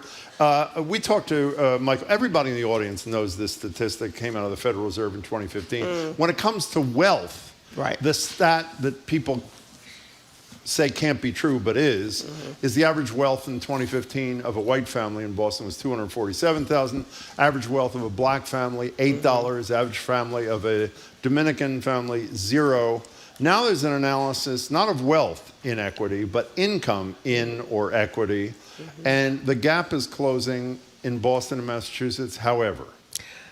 Well, it's small closure. That's the first thing. And however, just the one thing that stuck out for me is that white income didn't grow at all in the past year, while black income rose 12% Asian American households, 7% increase. Hispanic, this is median income, by the way, dropped by 2%. So it's still a long way to go. And what I always think is it's very hard to catch up once you were initially behind, as anybody knows. And this is just what it is. This is no doubt why one of the initiatives of our Attorney General, Andrea Campbell, as she said outright, is to really sit down and address this wealth gap that is very racialized, and try to figure out, how to deal with it. And for those people who are saying, what does it have to do with me if you're not in any of groups? Well, it does have to do with you because it impacts our entire economy. And we're not getting all the juice that we could get if everybody was able to work at the level that they can work and are equipped to work. So it's depressing, I want to say. And there's a lot of, it's very interesting. There's a lot of conversation in this report about assumptions about where Asian Americans are and are not, and the internal gaps within that community that haven't been acknowledged and what that means. So there's a lot more work to do, as we always say. And but this makes a difference in everybody's household in the end. And so it's confusing. That wealth gap thing, for those who haven't heard Lee Pelton, the head of the Boston Foundation, our show, Lee and the Boston Foundation and the Fed, and I think the Barr Foundation or something, are working on an update a decade after that 2015 thing, which never went into the causes, but not only are they going to update the stats, which matters obviously, but also do, I hate the expression deep dive, take a deep dive into the causes, because obviously it helps create solutions. If I could add one more thing, sure.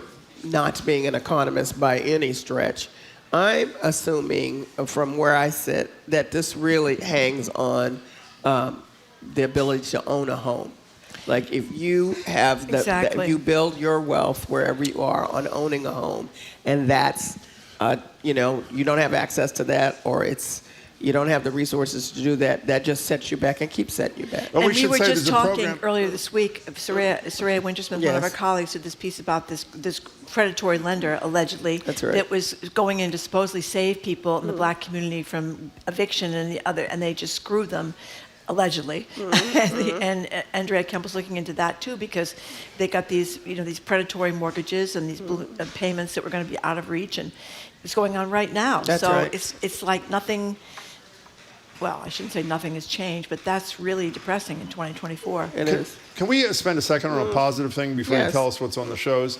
Bruce Marks was on the other day. NACA, his organization, helps first-time home buyers. He talked about this too. Raise that Blue Hub thing. Yep. There's a state program with down payment assistance, and Kamala Harris announced, I think when she was in New Hampshire a week or so ago, when she announced their economic plan, part of her plan would also be, I think, $25,000 of help with first down payments, because you were 100% right. Home ownership is the centerpiece of wealth, creating greater wealth equity. What are you doing on your either or both of your shows there?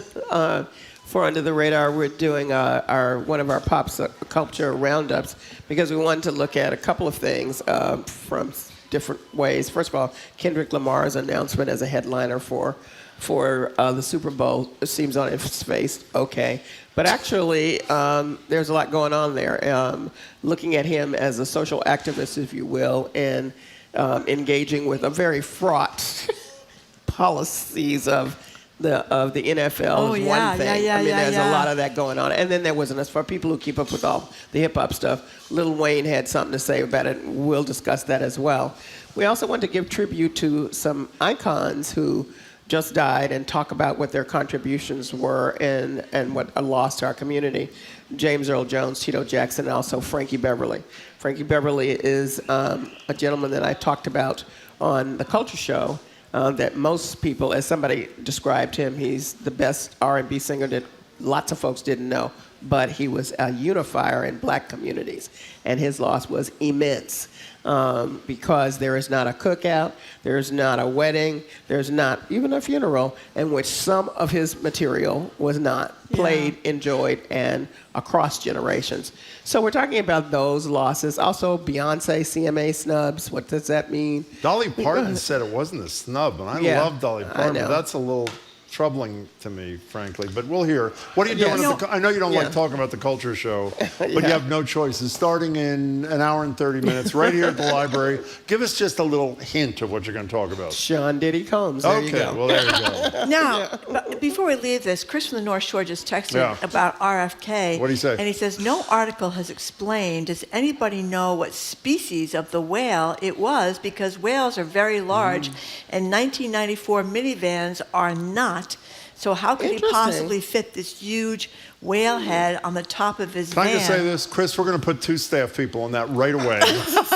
Give us your email address, and we'll get back to you. We're going to drive down to Hyannisport and interview the neighbors and find out who saw chainsawing the head of the whale. Take care. Okay, Callie Crossy, thank you very much. Callie is host of Under the Radio with Callie Crossy, Sunday nights at 89.7 at 6 p.m. You can also hear her Callie commentaries on Mondays for GBH's Morning Edition, and she is co-host of the aforementioned Culture Show, which airs daily at 2 today. It's going to be live right here at the Boston Public Library right after the 2 o'clock news for the Weekend Review. Thanks a lot, Callie. After a quick break, we're going to talk with the director and one of the lead actors from the Huntington Theatre Company's production of Tom Stoppard's Leopoldstadt. Carrie Perloff and Rebecca Gibble join us next. You're listening to Boston Public Radio 89.7, live from the Boston Public Library and streaming at youtube.com.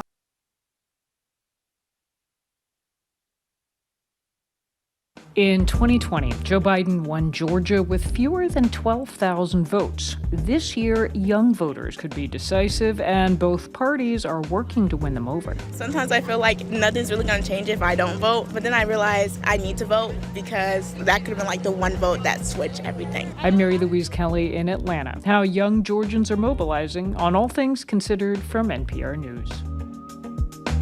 Today at 4, here on GBH News 89.7. Our programs are made possible thanks to you. And Atlantic Design Center by Eldridge Lumber and Hardware, committed to helping you achieve your vision for a new kitchen or bathroom and guiding you from design to completion, with showrooms in York and Portland, Maine. AtlanticDesignCTR.com. And Mass Humanities. You can register for the 2024 Governor's Awards in the Humanities on September 26th at the JFK Library. Honorees include Martin Espada, Jackie Jennings Scott, Bob Rivers, and Cheryl Tony Hawley. MassHumanities.org.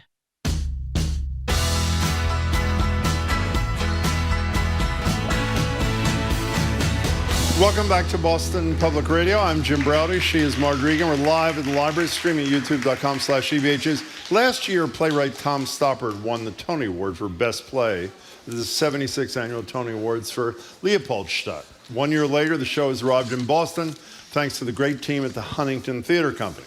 By the way, Margie and I happened to bump into Tom Stoppard at Tanglewood in 2019. He was kind enough to sit down with us for a couple of minutes ahead of the world premiere of the play Penelope. Here's a little bit of sound between me, Marjorie, and Tom Stoppard. Why do you feel less anxiety now than, as you said, you used to? Why? Because he's got 1 million awards and he's done it over and over again. One of the great playwrights. No, it still seems really important that everything should go right on the night. You know, you get older, you get more kind of fatalistic or something. So I'm still a bit worried on the very first. It's not the first night, it's the first audience, because that's when you find out the best and the worst. We were in awe, to tell you the truth. We're joined now via Zoom by the Huntington's Leopoldstadt director, someone with a little more than a fleeting connection to Stoppard. That's Carrie Perloff. Carrie, it's great to meet you. Thanks so much for being here. And you might recognize our other guest from one of my great experiences in the Prince of Providence at the Trinity Rep a few years ago, where she played Buddy Cianci's wife brilliantly. And she just recently appeared in the Oscar Best Picture winner Coda and has done a million other things. Rebecca Gibble is with us at the library. Becca, it's great to see you. I'm so glad to be here. I'm a huge fan of y'all. Yeah. Thank you. Thank you. That makes me feel good. Their Thank you. terrific show runs now through October 13th. For more information and to book tickets, you can go to huntingtontheatre.org. It's theater with an R-E, huntingtontheatre.org. Welcome to you both. Welcome to you both. Thank you so much for being here. And Carrie, Jim mentioned that you knew Tom Stoppard. There are a couple of interviews in my life that where I've really humiliated myself, and one of them was with him because I was kind of drooling up there. But tell us about your very long relationship. What's the deal? Well, I directed the first production of Arcadia out of England, out of New York, when I started running the American Conservatory Theater in San Francisco. I was very young, and we developed a kind of epistolary relationship. I wrote to ask him a question, and he wrote back a very funny reply. And so we got to know each other, and he wanted to meet when I was in London. And so I met him at the bar of the National Theatre. I was just as nervous as you all were until he walked in. And then I thought, oh, I know you, because, he felt like my family. He's a Central European Jew who fled in Czechoslovakia in 1940. My mother was a Viennese refugee who fled Vienna in 1938. So we immediately bonded. We shared so many things, a love of the classics and ancient Greek and useless knowledge and all kinds of things. So I directed about 13 of his plays over 25 years. Wow. And he always came to work with us. So I've been in rehearsal with him a lot. And got to know him really well. And he got to know my family very well, including my Viennese mother, who wrote an amazing memoir called The Vienna Paradox, which he read. So as Tom started to learn about his Jewish past, which took him a long time to piece together because his mother was very traumatized by their escape and then didn't want to ever talk about it again, he used my mother's memoir in part as he was researching what became Leopoldstadt. So it's very moving to me to work on this play because of my love for him, my long relationship with him, and my own family history. Becky, I read in the Globe that he zoomed into the first rehearsal. What was that like? I mean, it was looking through time and space at a man whose work has influenced my training and my identity as an artist hugely. It was surreal. Why'd you want to be in this play? I think you may have just answered the question. Why did it matter to you to be in this play? Well, as a European mutt Jew myself, my family's story parallels this in stunning ways as well. So I think that this is the story that is closest to my people's history that I've ever had the privilege of telling. This is an impossible task. Would you spend a few seconds not, and tell the story as best you can? I don't mean with every detail, gosh. But can you describe the story, Becky? So the story starts it's beautiful. He's stacked it all, time stacks on top of each other, all in one apartment. So we start in 1899 in Vienna, in the the Mertz's apartment. Mm-hmm. Here we go. And then we time travel from 1899 to the 20s, to the 30s, and then the 50s. And you see not only the physical space of the apartment change as the world falls apart around them, but also it's a cast of about 20. And by the end, that is transformed as well. By the way, cast with a lot of kids. We'll talk about them in a while, who are fabulous, They're by the way, marvelous. just fabulous. But you mentioned, Carrie, that Stoppard's mother was traumatized and want to talk about this experience. But this is autobiographical to a large degree.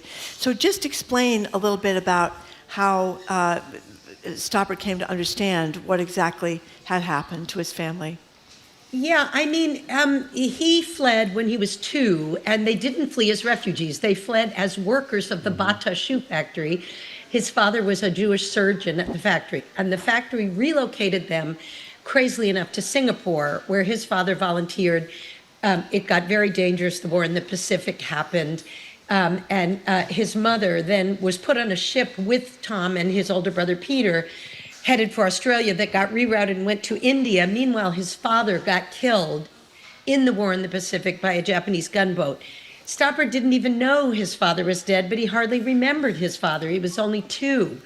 And his mother remarried a British colonel who was neither interested in talking about Jews or in any way sort of acknowledging their past, and said that he would bring them back to England if they sort of drew a page over their past and started over. And that's what happened. So he grew up very proud to be English, learning English as a second language, but writing it better than anybody ever has, pretty much.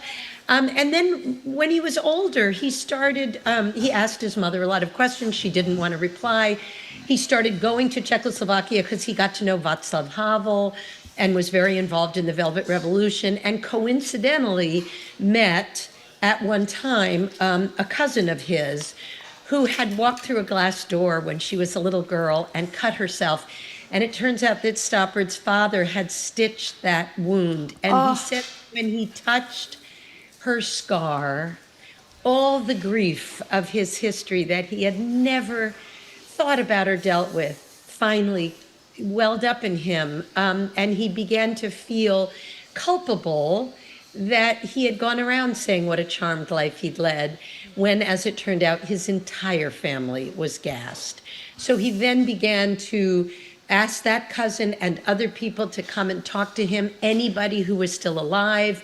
They came and brought the family tree that Becky's character, Rosa, gives to the Stoppard character, Leo, in the last scene of the play. And he began to dig into his family and what had happened to them. He went to the synagogue in Zlin, where his family name is inscribed on the wall. And slowly he began to put the pieces together. But of course, by that time, almost all of them were dead. It's really heartbreaking. He writes with total self-awareness and honesty. It was a little embarrassing, even shameful, that I didn't know all this. We mentioned the big cast. It's a huge cast. Huge. I think I was trying to count. What is it, like 13 adults, 7 kids are there? Am I right? 8 kids, but 4 on each night. 15 adults. Okay. And Thank you, Carrie. 8 kids. Yeah. 8 kids. What's like acting in a huge ensemble deal? Well, we used to do this often years ago, and then the pandemic happened, and for so many reasons, budget and health and all of that, everything got small. And to be in this, it's a mosaic of humanity that manifests on stage, but also off. It's thrilling. It's thrilling. You know, Carrie, when I was a kid, I starred in Cowboy on the Moon. I want you to know, and I was incredible, if I say it. The reviews were spectacular. It's my school play. I often find kid actors so precocious and so offensive that I want to leave. I'm sorry for probably some say. They were fabulous, these kids. What's it like as a director working with little ones? Well, you know, I ran ACT for 25 years, and one of the great things about ACT is we had a brilliant young conservatory led by Craig Slate, who took young actors very seriously and understood that their storytelling ability was as deep as an adult. It just came at it in a different way. So I love working with kids. We took their journeys very seriously. This is a very intense play to be in as a child.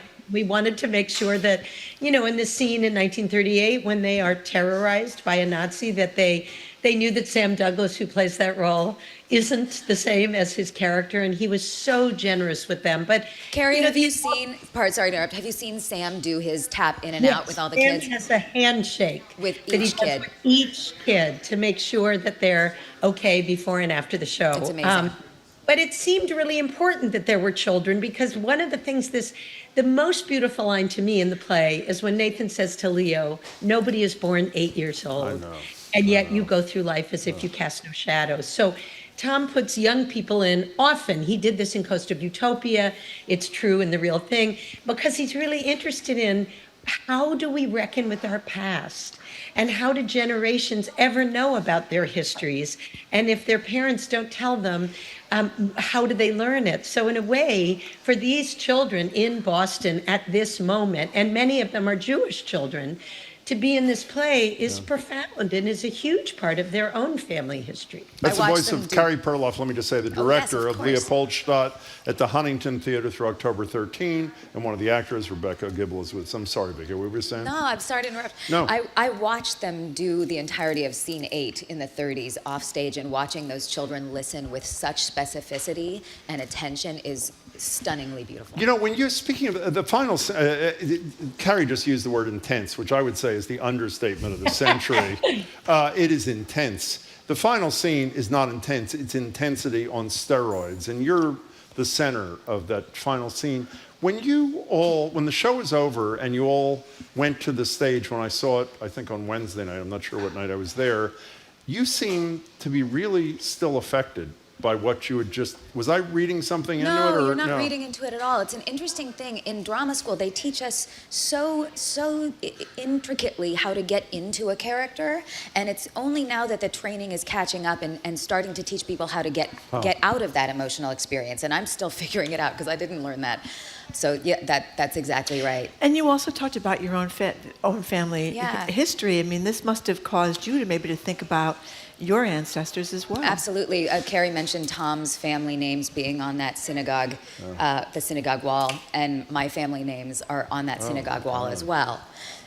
So feeling that I'm standing on top of all of that history and having the opportunity to represent it and carry it forward is a huge privilege and responsibility. You know, Carrie, I'm assuming you saw Leopoldstadt on Broadway, and there was an audience there that was obviously pre-October 7th, and now there's an audience here. How do you think, I'm sure you thought about this, how do you think the audience consumes this play differently, considering what happened between the Broadway opening and the Boston opening? It's such a great question, and I would say two things. First of all, we are absolutely doing this play as Americans playing Viennese. So we're not using British accents like they did on Broadway. The neutral, if it's two Viennese people speaking to each other, is our own voices. So it's real people talking to each other. The central argument of the play, which is handled so brilliantly in that first scene by Neil Nasser and Firdos Bamji as Hermann and Ludwig, is the question of assimilation versus Zionism. This is the beginning of Theodor Herzl's book, Judenstaat, the Jewish State, which was written in 1896, in which he argued that Jew hatred runs so deep, is such an ancient thing, that it's never really going to go away, and the only way for Jews to ever be safe is to have their own country. Hermann disagrees profoundly and says in 1899, this is the best time for Jews ever in the history of Europe. We're 10% of the Viennese population, but we're 60% or 70% of the artists and doctors and journalists, and we just have to keep assimilating. And the question, then comes October 7th, then two horrifying things happen. First, we as Jews realize that we're not safe even in Israel because terrorists are always going to want to destroy the state of Israel. And the second thing is that no matter how we think we've assimilated into either American culture or European culture, that we are somehow always viewed as the other. And so that dialectic is really complicated and upsetting and important. And I think the arguments that Stoppard puts in this play have really been heightened by the events. So we try to, the play is not didactic. It does not point a finger, it doesn't make a point, but it really shows you the conflict that has happened with Jews from the beginning of the diaspora. You know, I probably should have asked this at the beginning, but better late than never, and either of you can answer this. For people who don't know Tom Stoppard, we talked about when we were up at Tanglewood, head of the premiere of Penelope up there. Talk about him in the world of being playwriting. I mean, he's a legend. Just give us a sense of how he's a big deal. I mean, you know, he aside from Harold Pinter, I would say, who's no longer with us, and I wrote a book about working with the two of them recently. Wow. You know, there is no other writer like Tom Stoppard. His imagination is unbelievably capacious, and he can fuse together topics that you would never think would fit together in one play, like chaos theory and Byron and landscape architecture in Arcadia, or Heisenberg's principle of uncertainty and Russian spies in Hapgood. I mean, he has that kind of imagination. What I would say, having known him now for 30 years, is he has an enormous heart, which is really, he's very shy as a human being. So his verbal dexterity is in a way a kind of smokescreen to protect his own vulnerability. He has, you know, because he's a displaced person who's never really been in his own skin in any country. He writes a lot about loss, about the loss of culture, about his deep belief in art for art's sake and in useless knowledge, you know. And it annoyed me that when The Real Thing came out, people said, oh, finally, Stoppard has a heart, because he has an enormous heart, an enormous wit, and you have to mind those two things, you know. And I would also say he's a writer for whom language is erotic, and the plays are very sexy and very cerebral, and the sex and the intellect go together, and that's what's so much fun about them. So, by the way, I don't know if you knew he's a big deal. Did you hear that, Becky? I've heard it He's a big deal. So what's your reaction to Marjorie's question about Stoppard?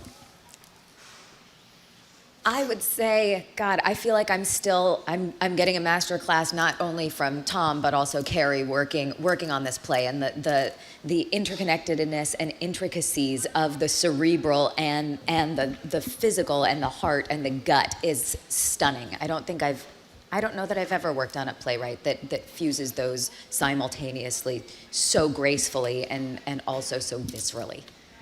Do you want to mention Buddy Cianci, Jim? Yeah, I can't believe you said I do. I know I shouldn't do this because we're talking about Leopoldstadt.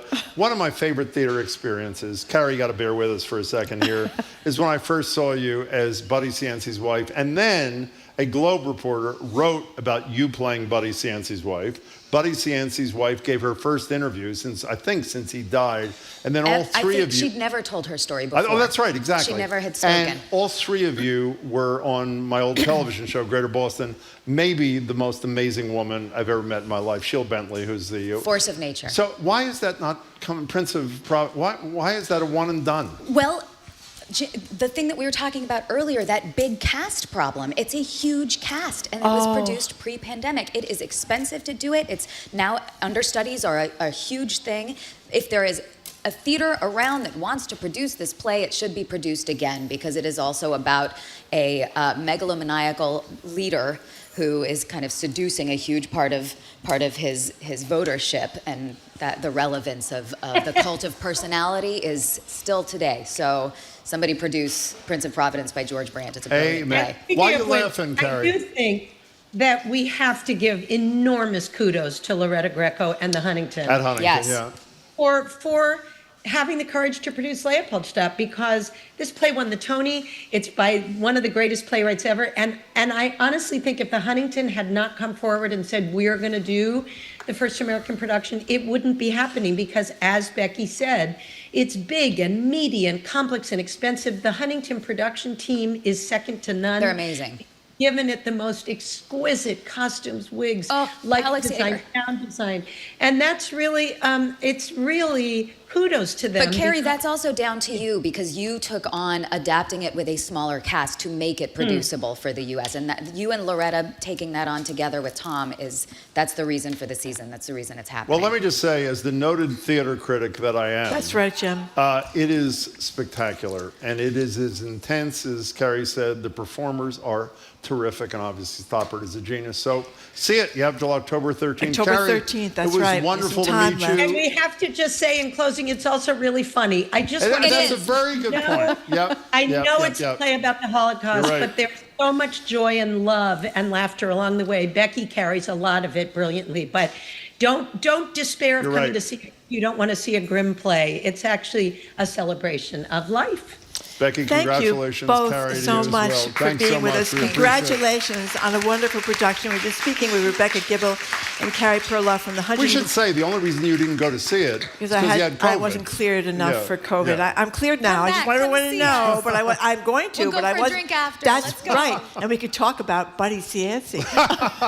I'm fascinated by him too. The late Buddy Cianci, I should say, is no longer with us. Anyway, the production is Tom Stoppard's Leopoldstadt. Won a bunch of Tonys. The show runs through October 13th. You want to get information, you want to book tickets, go to huntingtontheatre.org. That's theater with a R-E instead of a E-R. huntingtontheatre.org.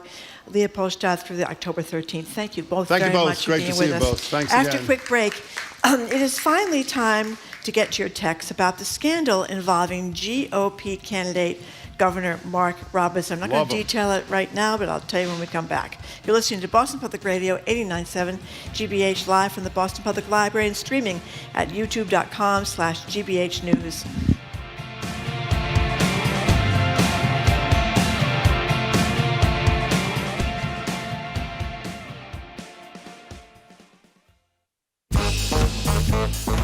This week on Under the Radar with Callie Crossley, are the latest Emmy winners the most diverse class ever? Breaking down the shocking details behind Sean Diddy Combs' arrest and Beyonce's CMA snub. Plus, saying goodbye to legends of entertainment. It's our Pop Culture Roundtable. That's Under the Radar with me, Callie Crossley, Sunday night at 6 here on 89.7 GBH and the GBH app.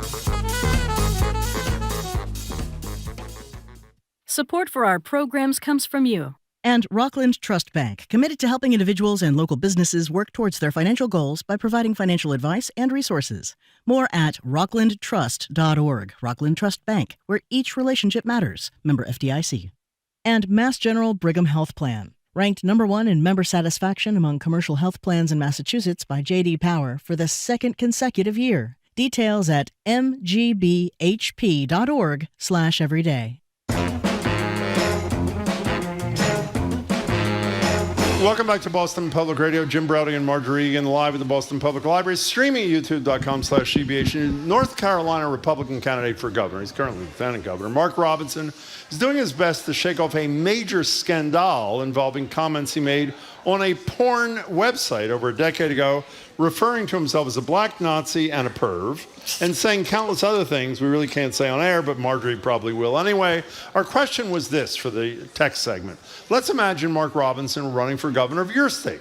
He was your party's candidate, the guy you wanted to see victorious. You love his policies. What's the threshold for scandal? How many comments about, and he did this, reinstating slavery so he could, quote, buy a few that's right. Before you'd throw in the towel? What are the texters saying, Marjorie? Well, we have anonymous texters saying, goo goo, gotcha, Mr. Robinson, yuck. We have Nancy saying his porn comments are bad, but calling himself a black Nazi should be a deal breaker for everybody. And then Deborah from Salem says, with the rise of Donald Trump, we are now separating character from policies. It's the me instead of the we when it comes to politics. But you know what to me is so weird about this story? Yeah, everything. Well, everything is really weird. First of all, he's still running. He's probably going to lose. He was probably going to lose beforehand anyway.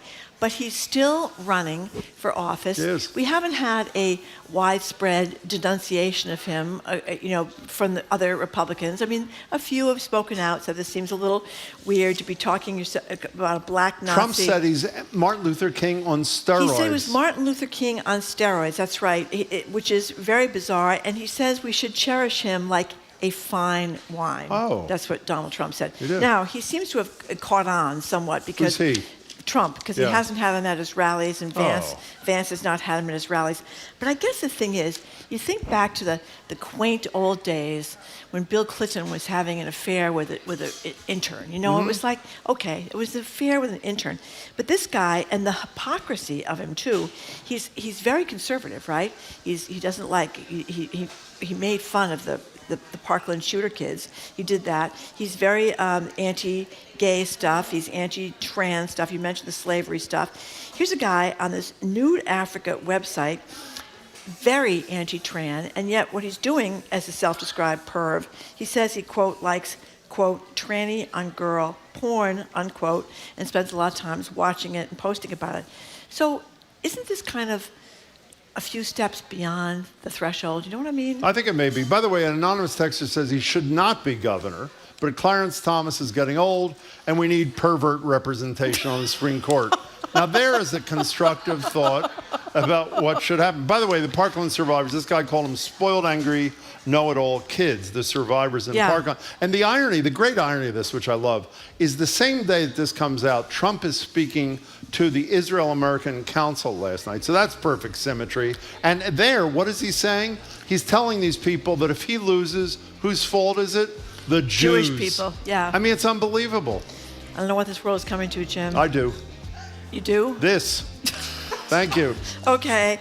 All right. After the 1 o'clock news, we're going to be back with our food policy analyst, Corby Kummer. He's going to talk about the links between alcohol and cancer and the environmental consequences of eating meat. Corby Kummer's next. You're listening to Boston Public Radio, 89.7 GBH, live from the Boston Public Library and streaming at youtube.com/GBH. For live storytelling, and GBH has your tickets to see it.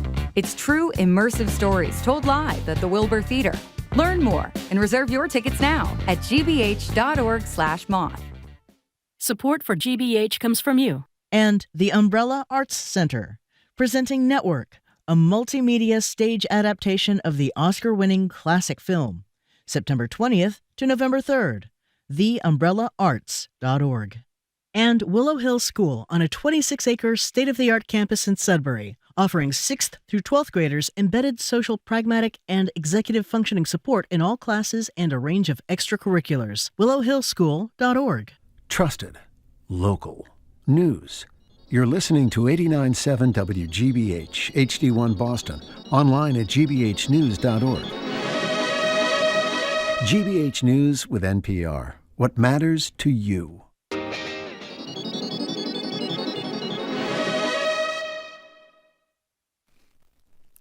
Live from NPR News in Washington, I'm Lakshmi Singh. Israel says it killed a senior member of the Lebanese militant group Hezbollah in an airstrike in Beirut today. The blast shocked the city, which is already on edge from a wave of explosions from Hezbollah pagers and other communications devices. NPR's Jane Araf is on the scene. We're in the street not far from where the explosion took place. They've been keeping journalists out for the past few hours. But now they've let us in, but behind yellow tapes, and they're trying to clear the road so that ambulances and emergency vehicles can come through, still with wounded. It's quite tense here, as you can imagine, given the attacks earlier this week and the casualties from the airstrike today. Jane Araf, NPR News, Beirut. The U.S. House has approved legislation that would mandate service protection for major presidential candidates that match that of sitting presidents and vice presidents. The bill passed with overwhelming bipartisan support today. Lawmakers held the vote days after an apparent assassination attempt in Florida on former President Donald Trump, the second such attempt on the GOP nominee since an attack at a Pennsylvania rally in July. Early voting for the general election is rolling out to more states today. NPR's Hansi Leung reports Election Day is fewer than 7 weeks away. Widespread early voting begins today in Virginia, Minnesota, and South Dakota. Registered voters in Virginia and Minnesota can cast their ballots in person as soon as today. And in South Dakota, voters who can't make it to a polling place on November 5th can start voting by absentee ballot. Alabama kicked off this voting season last week when election officials there started mailing out absentee ballots. Eligible voters around the country have at least 2 weeks or so left to sign up to vote this fall. Federal law requires most states to keep voter registration open for the general elections until at least October 6. That's the deadline for signing up in Alaska and Rhode Island, as well as the online registration deadline in South Carolina. No voter registration is required in North Dakota. Hansi Leung, NPR News. Investors are hoping for a rebound at Nike. NPR's Scott Horsley reports the athletic gear giant is shaking up its leadership. Stock in Nike's up after the company announced it's pulling a veteran off the bench to serve as CEO. Elliott Hill will replace Nike leader John Donahoe, who's retiring next month. Hill had previously led Nike's consumer business before stepping down 4 years ago, and investors are cheering his comeback in hopes it'll give a lift to Nike's sagging sales. World coffee prices are perking up as a result of unusually hot, dry weather in both Brazil and Vietnam. Those are the world's two top coffee-producing countries. Brazil is suffering its worst drought in more than 7 decades. Scott Horsley, NPR News, Washington. This is NPR. Good afternoon. With the latest from the GBH Newsroom, I'm Henry Santoro. The unemployment rate in Massachusetts rose to 3.7% in August, up nearly a half percentage point from a year ago. The Bureau of Labor Statistics reports today that Massachusetts was among 25 states that saw jobless rate increases from a year ago. The jobless rate here was 3.3% in August of 2023, and the rate this August rose from July's 3.5%.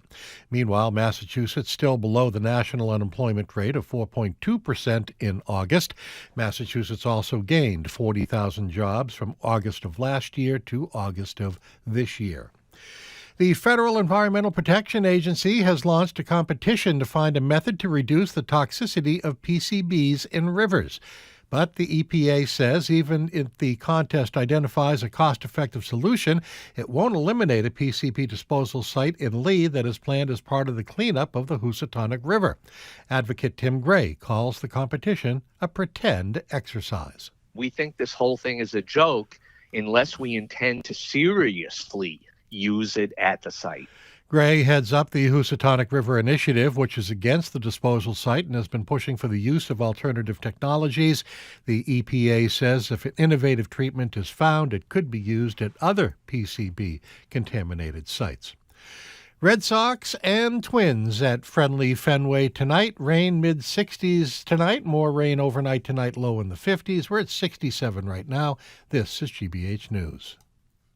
Support for NPR comes from NPR stations. Other contributors include USPS, dedicated to providing businesses with shipping options, working to help businesses turn shipping into an advantage with USPS Ground Advantage. Learn more at usps.com/advantage.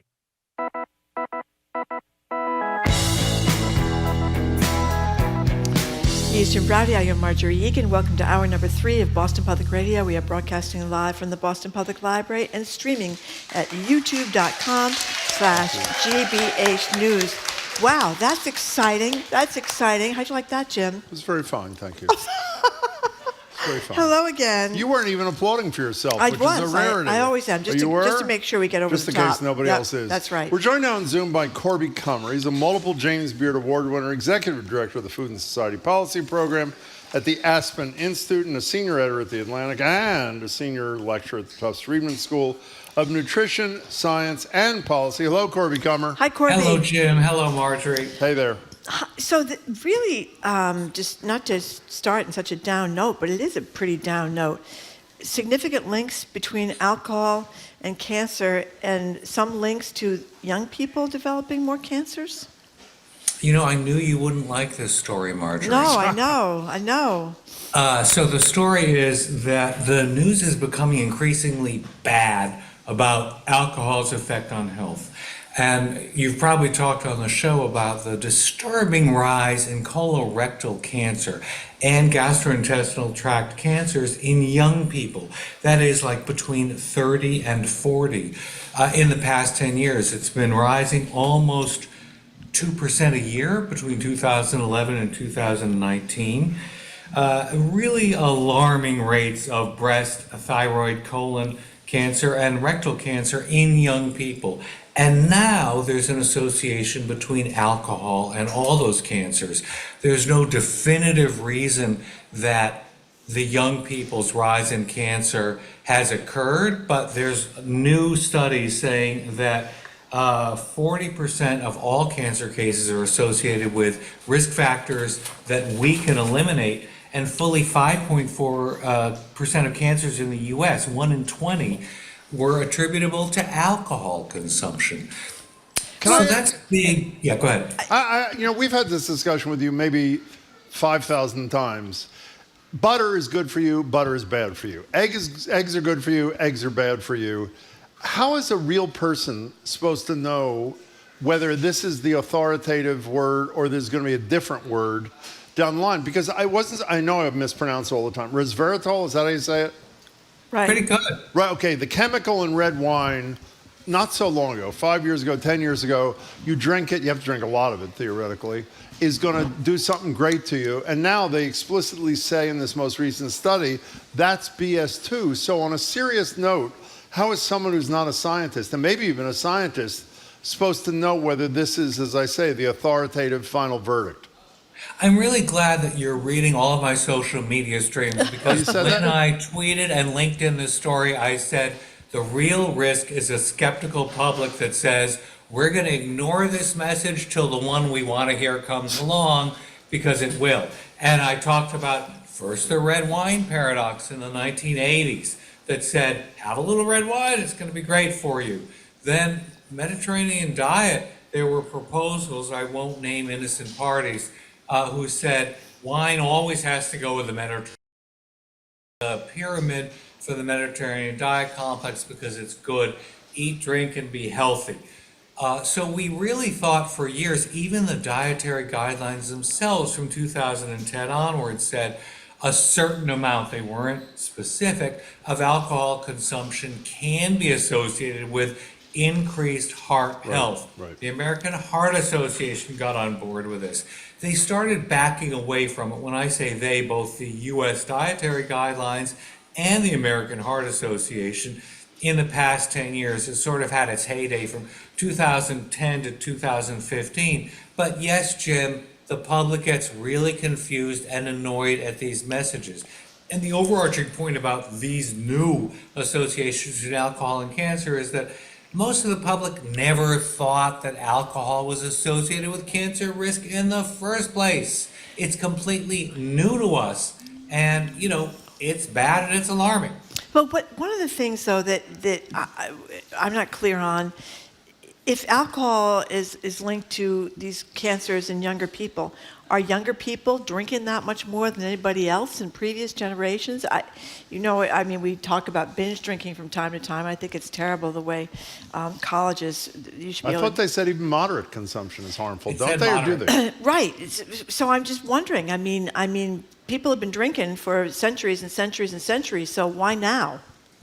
This didn't say, I don't know the answer to it, but the studies were talking about light to medium drinking in young people was associated with a risk. In other words, you can't just say if you're not a heavy drinker, you're going to be fine. There's still this risk. The two main things from this big study were alcohol is increasingly associated with cancer, not good. Young people are getting more and more cancers, alarming rise. Maybe alcohol is one of the factors. Okay. So speaking of myths, and the myth was that alcohol was good for you, which we lived with for much of our adult lives. In the New York Times, somebody by the name of Becky Crystal does the 7 myths about sugar. Are there a couple you think that are so prevalent that it's worth spending a minute or two sharing with our audience what they are, Corby Comer? I love this, but let's say she works at the Washington Post, not the New York Times. Sorry, you're right, she does. So, I thought this was terrific. One of the main problems, even my wonderful master's students, the Tufts Friedman School of Nutrition and Food Policy, just this week, were writing articles about how to modify recipes so that they're more healthful. And a couple of them said, I, of course, will always use honey or maple syrup instead of sugar. There's really no difference in terms of the amount of sugar in your bloodstream that can cause lifts and crashes and changes that you don't want. All there is in maple syrup and honey, there might be a couple of minerals that you like. There might be a couple of other things that can be beneficial, and the flavor is better, but there's not any difference in health. And what there is a difference in is, if you're substituting honey in a baked good for sugar, you're in real trouble because of the amount of water that sugar helpfully attracts in baking. Baking is kind of chemical and formulaic, and this article was very careful to say, don't think you can substitute sugar for honey or maple syrup for sugar without really testing the recipe. Well, there's a variation on that too. The only baking I do is I make muffins. And I always They're excellent muffins, Jim. Thank you. I've actually made quite a few for Marjorie. Thank you for that. I always cut the sugar in half, and they still taste pretty good to me. But one of the myths that this person in the Becky Crystal in the Washington Post says is because it's not just about quantity and sweetness, the amount of sugar that's prescribed in a recipe interacts in a particular way chemically, so it may screw up your whole recipe, not just reduce the sweetness of the product. Did I get that right? Yeah, you did. You're lucky in that muffins are in the quick bread category, which means that baking powder or baking soda and eggs account for the rise. What the author was talking about is when you beat heavily room temperature butter and sugar, it traps a lot of air. That air is essential for a light, fluffy cake. But for muffins, you're really kind of out of the danger zone because you're using other rising agents. Can I do one other myth that was really upsetting to me? What's that, Jeff? I operated on the assumption that any brown food is better than any white food, even if I don't like the brown food as much as the white food. It turns out brown sugar is not better at all. It's just white sugar with molasses. Is that the story?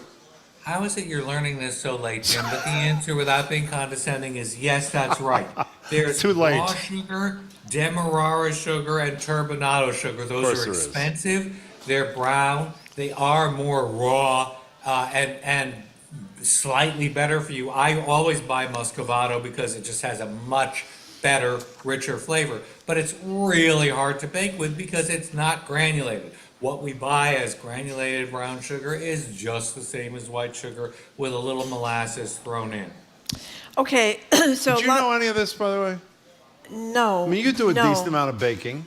I don't. I during the show, usually. During the show, that's right. I just put the amount of sugar they say to use. Although I like the packets of the brown sugar. It's not brown sugar.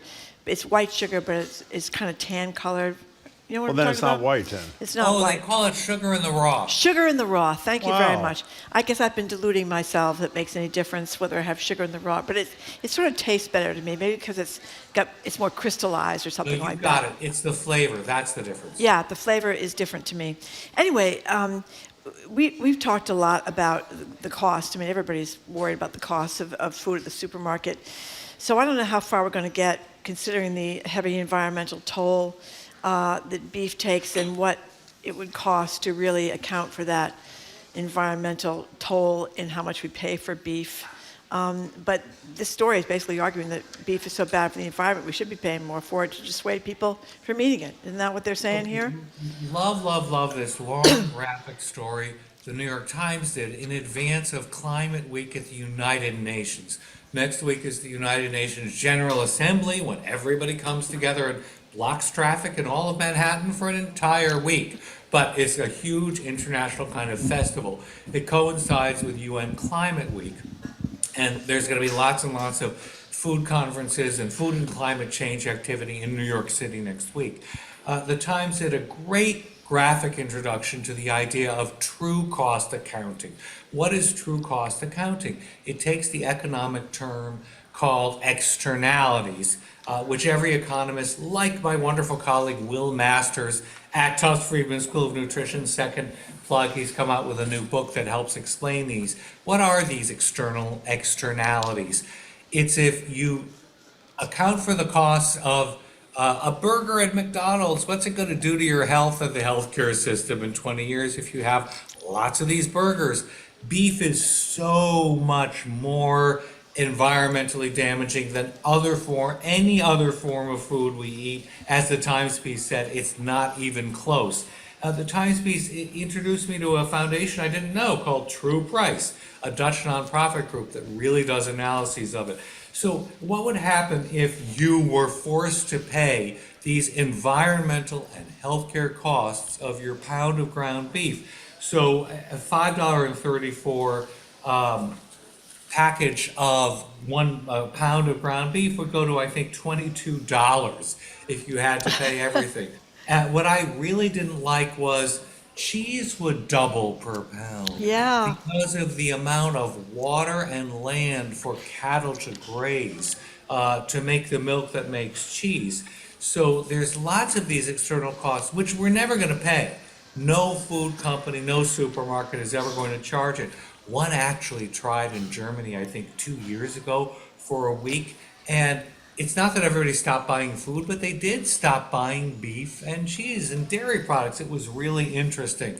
But no one is really proposing that food prices rise, mostly because people who can't afford food already in an era of rising food prices should not be penalized. It should be that the companies themselves should be forced to pay these costs, and they're not. And, well, in addition to that, there's another middle ground for the consumer.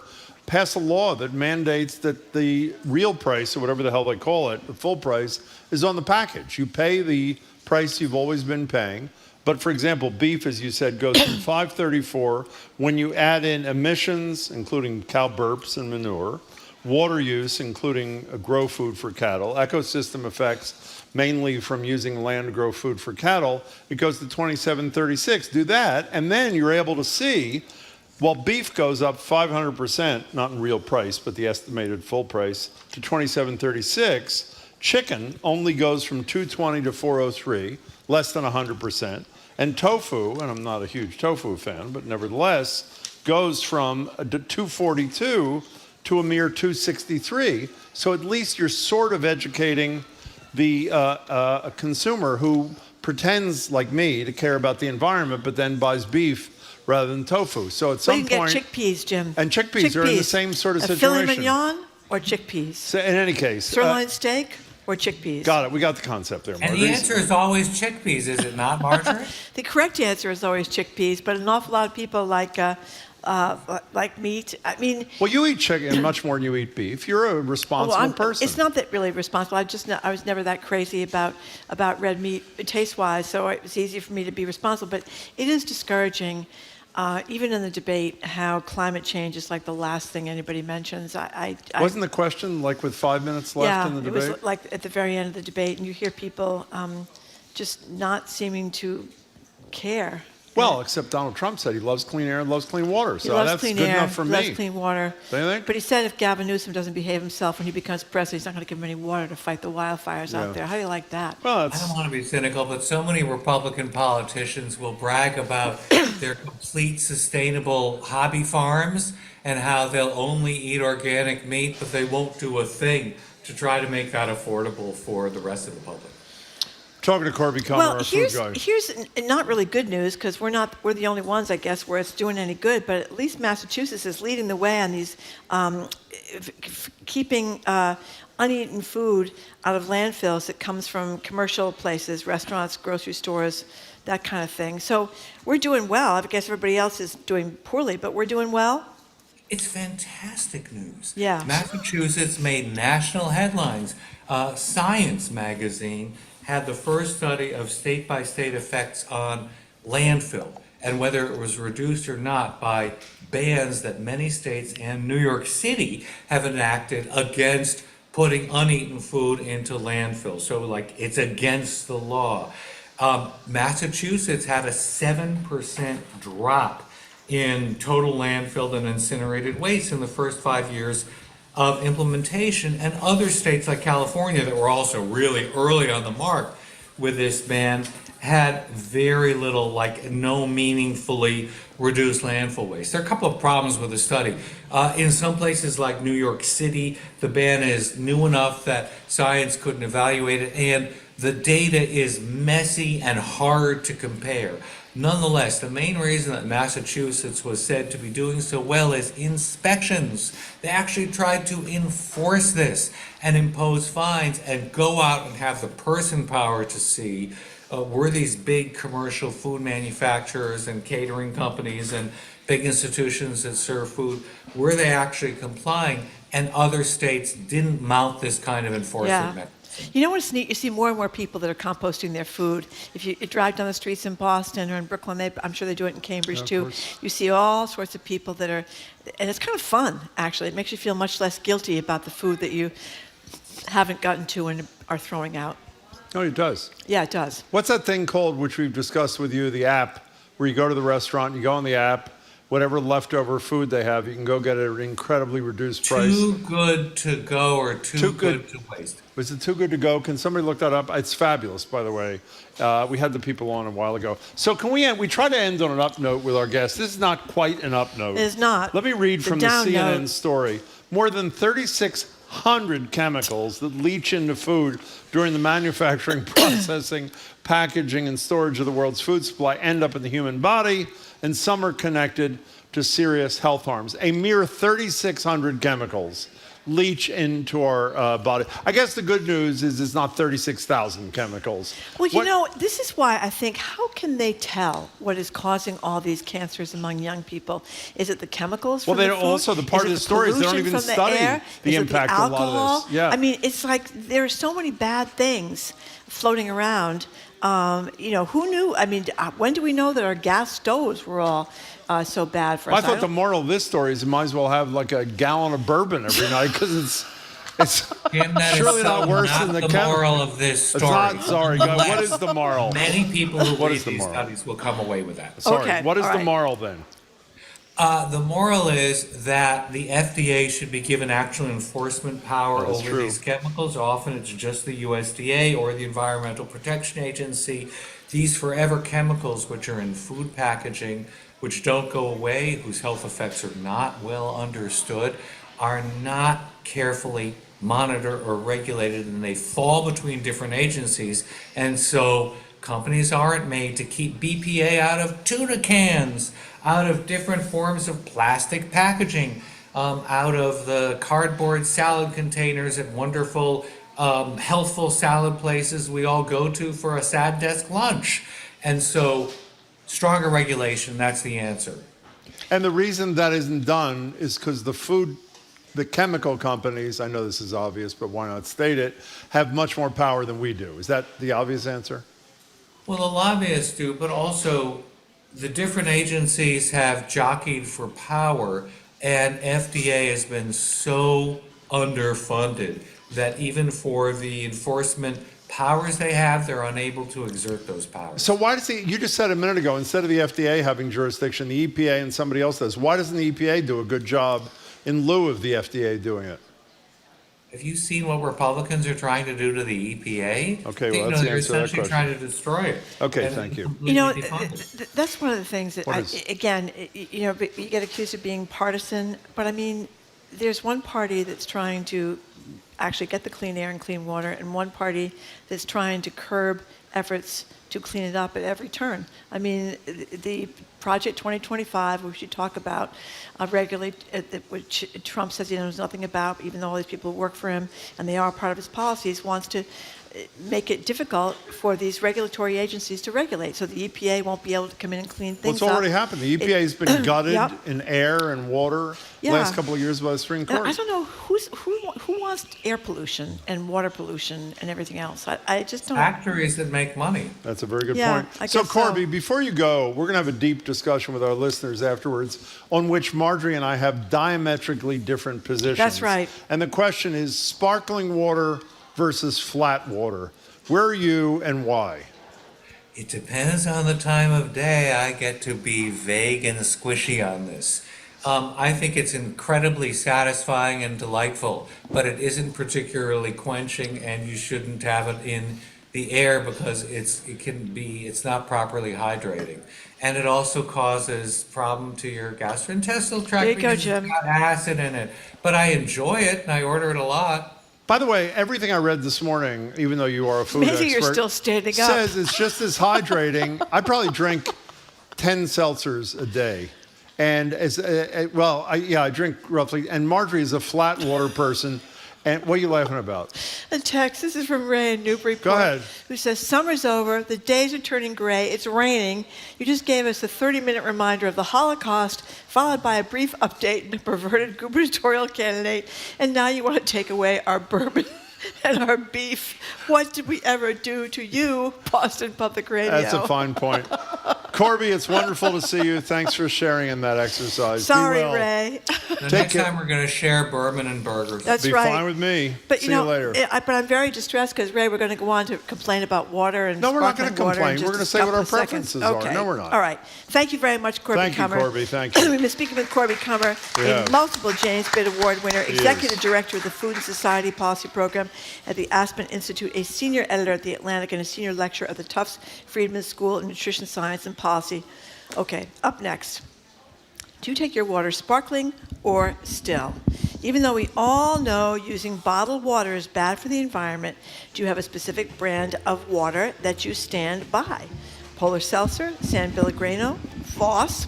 The lines are open. We'll ask you about H2O next. You're listening to Boston Public Radio 89.7 GBH, live from the Boston Public Library and streaming at youtube.com/GBH News.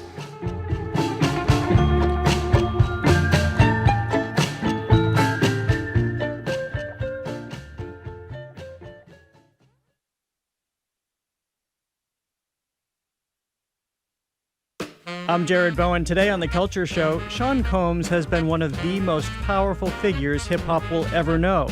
Amid sex trafficking and racketeering charges, will his tarnished reputation also take the shine off of hip-hop? And we remember Jackson 5 legend Tito Jackson. Plus, Jane's Addiction's bandmates brawl on the Boston stage, bringing a swift end to their reunion tour. That and more on The Culture Show's Week in Review, today at 2 on 89.7 GBH. Our programs are made possible thanks to you. And the Boston Speakers Series, with its new season starting soon at Symphony Hall. 7 evenings featuring Liz Cheney, Supreme Court correspondent Nina Totenberg, and historian Annette Gordon-Reed. Information at bostonspeakersseries.org.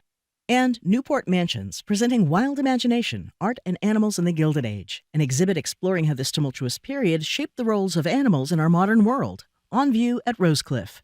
Tickets at newportmansions.org.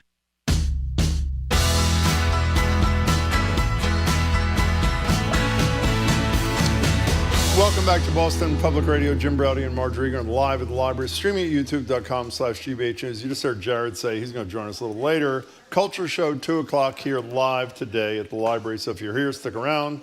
And if you're not, come on by. We're ending today by asking listeners about water consumption. We all know someone in our lives who's too good. Well, that's not fair to drink from the tap.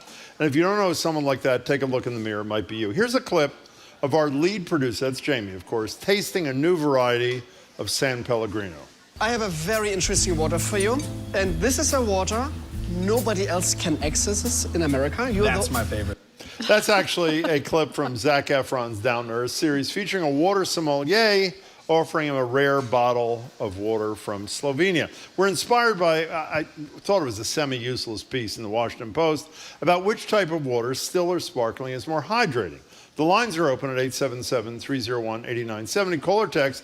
Are you a water sommelier, only accepting the finest, crispest, bubbling H2O? Or you're like me and let's say hypothetically you're stuck in a desert. I mean this. You'd rather be put in a casket than drink any of that flat and boring Poland Spring tap water crap.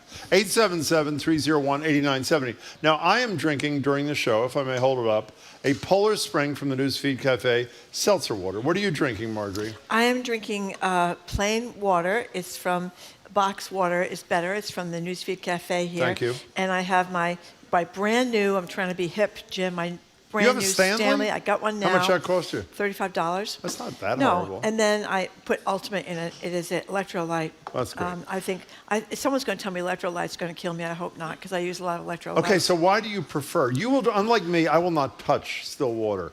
You will, if forced to, have a seltzer if you don't have still water around. Why is still water your preference? Flat water your preference? Because I like the electrolytes. They taste really Forget good. the electrolytes. Lemon, very I know you held Ultimo, up. there they are. Pre-electrolyte, you still preferred flat water. What was that about? No, I'll drink a seltzer water every once in a while, but I drink a lot of water, and I like a lot of ice, a lot of water. It just tastes good, especially after you go exercise or something. Well, but bubbles going down your system are huge, and it's not quite as exciting as a Q-tip in your ear, which we've discussed a lot. But the thrill of the carbonate, the bubble. Yeah, if I want to go for the bubbles, I'll go for ginger ale.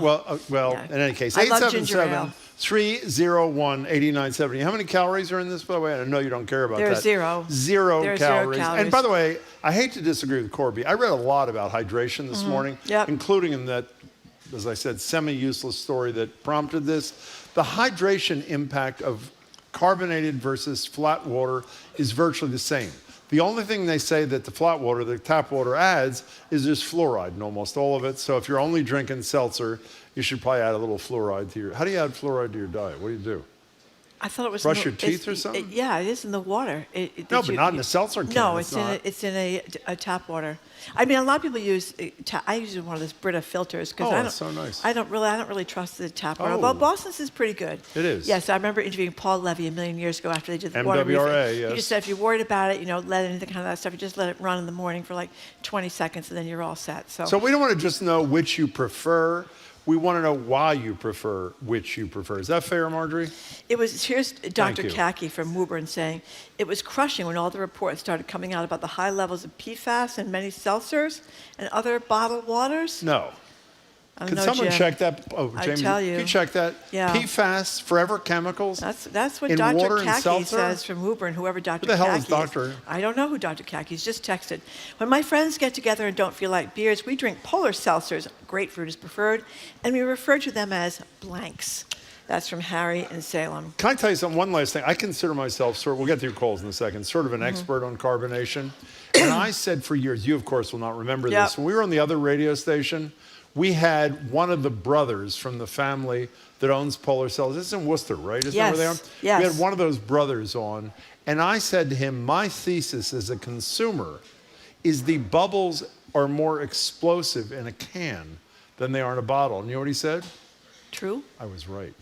So they really are. If you're into the explosive nature, I don't know, of carbonation, the can is the way to go. 877-301-8970. Let's go to Lisa in Wellesley. What do you think, Lisa? Hi, Lisa. Hi. So I love sparkling water so much that I have a tap in my home that has filtered, chilled, sparkling water. Comes right out. It's great for the environment. Super convenient and delicious. Now, don't go away. They're really expensive. This is not to embarrass you. They're like $1,500 to $2,000, right? So when you think about how much you're saving over the course of years, it pays for itself and go ahead. Beneficial for the environment. I was going to say, that is what convinced me, but then I went to Wirecutter or Consumer Reports or somebody, and they said the seltzer manufacturing doesn't work as well as you'd like. What's your experience? I hate to be selfish. It's fabulous. It is? You come over to my house and have a nice cold drink. Could you do me a favor? If I leave you on hold, could you tell our producer what brand you're using? And Absolutely. And seriously, get in touch with me. It's the most wonderful thing that I've ever done. Leave your contact information. Lisa, thanks for the call. Do you know what she's talking about? You haven't installed in your sink kind of thing. Did you read about the PFAS contents in 2020 there? No. What's leading the list there? What? Polar natural seltzer water is second.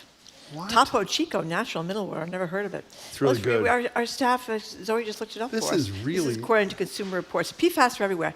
90% of us have PFAS in our body, about a credit card's worth, and there's a lot of little micro plastics leaching. I mean, we're really a mess. Let's face it. Between the beef and the wine and the booze and the plastics. I mean, it's amazing. And See it's what really Zoe standing said? up. Zoe said, Topo Chico, if that's how you pronounce it, is the worst in terms of PFAS. She says Topo Chico is so good, maybe it's because of the PFAS. I mean, I've never heard of it. Have you? Oh, yeah, I've had it. Yeah. Yeah. It's pretty expensive. Topo Chico. Comparatively speaking. Jack from Lowell. What do you think, Jack? Hello, Jack. Hello. I don't really like corporations, but Polar is the only brand in the entire world that I will stay loyal to. I'm with you. Why? They have new flavors every summer. Everything, it doesn't have that aspartame-y fake flavor to it. It's always got the right amount of carbonation, unless you get the liter bottles. That has too much carbonation, so you got to pour those out. But the cans, perfect. Well, the reason they don't have the aspartame flavor is because they're not sweetened. It's seltzer. That's the whole point, I don't know why anyone likes it. It leaves this gross after flavor in your mouth. Well, the fake sweetener thing is just horrible, and it leaves a horrible aftertaste. I'm with you, and they do change. They add some interesting flavors, some a little too exotic for me. Plus, it's a local company. Jack, thanks for the call. We appreciate it. Lots of people have those countertop coming They out of do? there. Yeah, Meg What are from they saying? Lexington, she has a countertop soda stream that she uses. She really loves it. Yes, and Zoe's saying that after she read that these PFAS, these are forever chemicals. They're supposedly in the water down the Cape, and they're all over the country. Since she read that PFAS is already like in every single human person's reproductive system, including mother's milk, which is really depressing. Zoe says, I just kind of gave up trying to protect myself. But it's hard. I mean, look at this show, as you said, in the last hour. I know. It's like, what's good for you? I know. A block of tofu is good for you. I mean, that's really a little troubling. Let's go to Connor in Framingham. We're talking carbonated versus uncarbonated water and why. Hi, Connor. Hey guys, happy Friday. You too. Just not really calling to weigh in necessarily on purity and seltzers versus not seltzers, but Sure. on the topic of water snobs, I just thought I'd lighten up your Friday and share. My wife gives me crap about this all the time.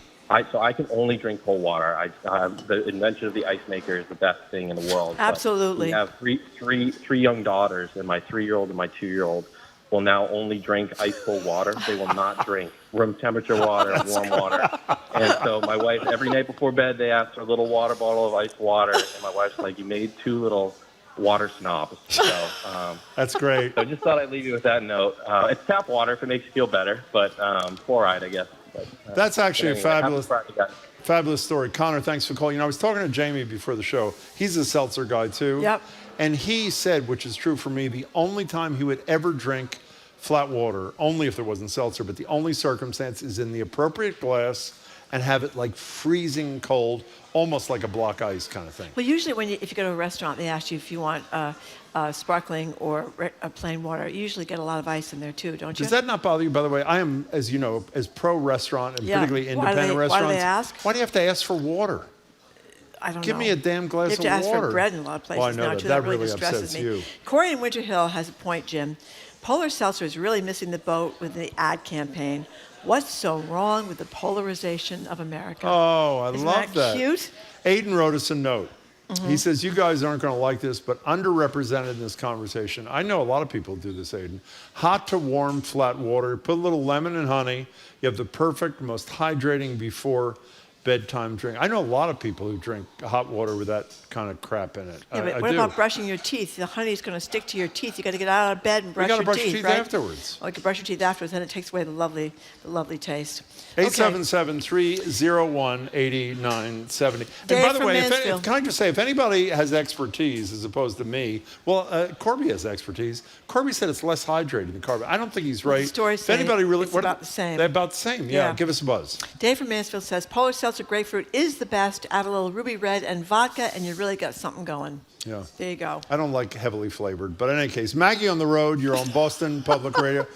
What, Maggie, hold 1 second. Marjorie's having a little thing here. What did you just say about the cans versus the bottles? That the bottles I said are more we had explosive? one of the brothers from Polar on about 15 years ago. You and I had him on the radio in the other place. Yep. And I asked him if I was right, and he said it is right. The explosive nature of the carbonation.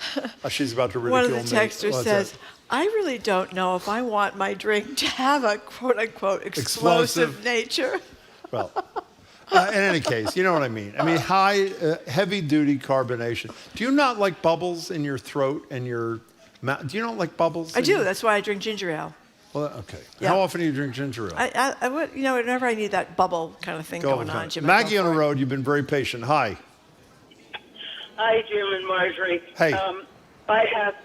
I have two areas with different decisions. One is when I'm playing pickleball, I use still water.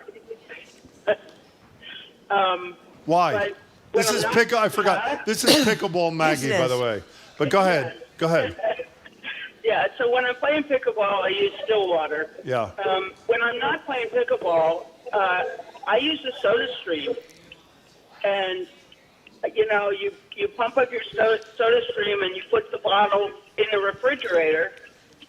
And then when you're ready, you bring it out and you pour it into your thermos and you squeeze some lemon in the top of it and put a couple of ice cubes, and it's wonderful. Yeah, but can I tell you something about SodaStream? I own a SodaStream too, not the one that's like installed in the sink like that earlier caller, but like you. And I bought it because, you run out of seltzer, you get upset. But the other thing is, you think you're saving money, but the cylinders, what's that called? The gas in the cylinders that you got to buy to propel this thing are so damn expensive, Maggie, that it's just as cheap to buy a 6-pack of seltzer, no? Well, you have to remember to take the old cylinders back. I do. I knew that. Thank you. Okay. Okay, Maggie, pickleball Maggie. Keep playing, keep drinking. Thank you very much for the call. We Here's a appreciate it. texter that says, you are taking everything away. What am I going to do with my old age years? Give me seltzer or give me death? Well, I feel that way. Coffee and seltzer are what I would say are the most important ingestibles in my life. Like Spindrift. If they like Spindrift. I don't like Spindrift. And then there's Mountain Valley sparkling water. Never heard of that. It comes in a green glass bottle, which is great for the environment, says James from Cambridge. What's that expensive one that's in that beautiful blue cobalt-looking kind of bottle? I have You get no that at idea. restaurants, they charge like $12 for a bottle of water. It's beautiful. I have no idea. Whatever it's called. Okay, Maggie, we're done with. Someone Thank you, says Maggie, they for were the in call. Paris this summer. They must be kidding. They have beautiful sculptures, water fountains throughout the city, and 10 of them are sparkling water. I don't think so. I don't think so. What would either. that be for? I don't know. Can I tell you something? If you want to lean over and drink from it. For your entrepreneurs out there, there's a restaurant, I don't want to mention the name. I'll do it on Monday if I'm right, because I don't know if they do it anymore. Sparkling water, when you order at a restaurant, is quite expensive. Do you know that? Because they offer you still if you ask for it, whatever. There is a restaurant I go to in Cambridge where they give you free, canisters of sparkling water if you ask for it, as opposed to being charged $12 a bottle. Don't you think it's a nice little touch that's lovely. for a restaurant? It's a lovely touch. She doesn't care at all. I'm Saratoga is the absolutely- brand. Thank you, Aiden. I'm Appreciate it. absolutely addicted to La Croix tangerine flavored. Say that again. I think it's La Croix. It is. Say it again. La Croix. La Croix. What is it? How do you say it? Tangerine. LaCroix? No, it isn't. LaCroix. Is that true? LaCroix rhymes with enjoy. I'd say La Croix if I were I'm you. absolutely addicted to a LaCroix, rhymes with enjoy, tangerine flavored seltzer. I don't know what I'll do if they ever discontinue. People are very passionate on this issue. Wait, listen to this. this is a confirmation of your point from one of our colleagues. Paris was the first city in France to offer free sparkling water at its public fountains. The first was installed in some garden, which I can't pronounce, in 2010. There are now 17 sparkling fountains in Paris. Is that incredible? Why don't we have any? Well, they're ahead of us in a lot of things over there, those French. When my son first drank seltzer water, he hated it and called it angry water because of the mouthfeel, and the name has stuck. Well, can I tell you He called it explosive, he calls it angry water. Do you remember in films when we were growing up, those big, heavy glass bottles with a thing on top that comedians used to spray at each other? Right before I moved out of New York City, I had them delivered to my house. The reason they don't exist anymore because the bottles are so expensive and they don't exist. You get 12 bottles of those delivered to your house for $1 a bottle in one of those huge, thick glass, beautiful bottles with a little spray mechanism on top. You know something? Sort of romantic. It's very romantic. Thank you know, you. you always talk about Market Basket, where you go every weekday at 7 o'clock in the morning. Every Saturday. Every Saturday, excuse me. David says, during COVID, I complained to Market Basket that I was unable to get my beloved cans of Polar Springs cranberry lime. And someone from Polar Springs called me from my address and drove from Hudson, New Hampshire to deliver the last 2 12-packs. No underling, he was in a dress shirt and tie and a posh Audi. That's Well, can I from tell you Sheila something? in Lowell. Polar Spring does not exist. It's either Poland Spring or Polar. I don't know, Jim. So can you ask that person to clarify? They said it was Polar Springs. Well, that's good because there isn't one. By the way, Aiden obviously is hell-bent on winning this, and he does win. La Croix is pronounced from their website La Croix, not La Croix, and no mention of PFAS content on the webpage. Maybe they don't have any, which is why La Croix tastes so bad. In any case, let's go to Janie on the road. Janie, we're talking flat versus carbonated water here on Boston Public Radio. What's your deal? Hi, guys. I have thoughts. I have many thoughts. Please. So I'm 13 years sober. Yeah. And I would think nothing. I wouldn't bat an eye at spending $25 on a martini. I drink a case of San Pellegrino a week. By the way, Jim, that Cobalt Blue Ball you're thinking of is Saratoga. Yeah. And I remembered while I was on hold, the very best water, the best carbonated water I've ever had is Voss. And I think it's from Switzerland. Really? As in Victory, OSS. They have flat and they have sparkling. Gonna check it out. Phenomenal. And it's in a glass bottle. So you said, Janie, you said you've been sober for 13 years. Is carbonated water a product of your sobriety time, or did it precede it? It's a product of my sobriety time. I mean, I would sometimes drink it with vodka and a lime, but now I consider it a little bit of a luxury. But as I said, I used to spend $25 on one martini. So if I want to drink a $2 bottle of San Pellegrino a night, so be it. Janie, it was a great call. Janie. I love hope that. it was a good Thank martini you. for $25. That's expensive. You're a for martini kind of woman. I when I go out, I sometimes have them. Yes, I do, with olives, Cheetos, vodka, martini. Okay, 877-301-8970. What's that? 3 sips and you're got a buzz on. That's why they're economical, Jim. When you figure it out. You want to take a call? Sure. Let's go to Evan in Rhode Island. Hi, Evan. Hello, Evan. Good afternoon. Hi. Excellent point from the previous caller about sobriety and seltzer water. I would recommend to you, Jim, if you have never tried the brand Topo Chico.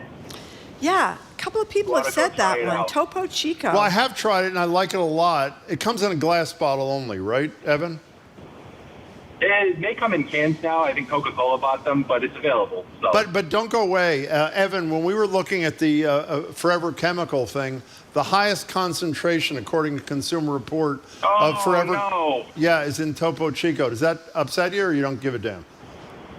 That actually upsets me quite a bit, Jim. I'm glad you told me, but... Well, wait a second. Why don't we pretend I never said it? How about that, Evan? Is that okay? Good. Hey, well, in that case, this stuff is incredible. Thanks. That was an excellent call, Evan. We appreciate it. Thank you. Everybody says it's great. Dave from Maine, somebody else likes Culture Pop, and it's made in Sudbury. I never heard of that either. Okay, Dave from Maine says, if Donald Trump hears about the sparkling water in French fountains, he'll be promising Diet Coke. in American fountains. I guess the former president drinks a lot of Diet Coke, but that would please a lot of people, actually, have Diet Coke in American fountains. It's not very pretty, though, that brown color as opposed to the see-through white color. Amy, before you get there, who typed this note just now? Zoe just typed a really thoughtful note. Oh, kombucha. She is curious about our thoughts on kombucha. Now, would you like to speak to kombucha? I've had it once. I did not like it. But you drink a lot of it. Well, I want you to know that I would say I had it for the first time about 15 years ago. For 14 years, I couldn't stand it. But to show how open-minded I am, I tried it again when my younger daughter suggested it to me. I love it. I really love it. And by the way, the reason it's in this discussion, supposed to be good for you. It's carbonated. What is that what is that thing called? Probiotic or some crap like that. So there's apparently some health benefit in addition to the fact that it's good for your gut bugs. That's right.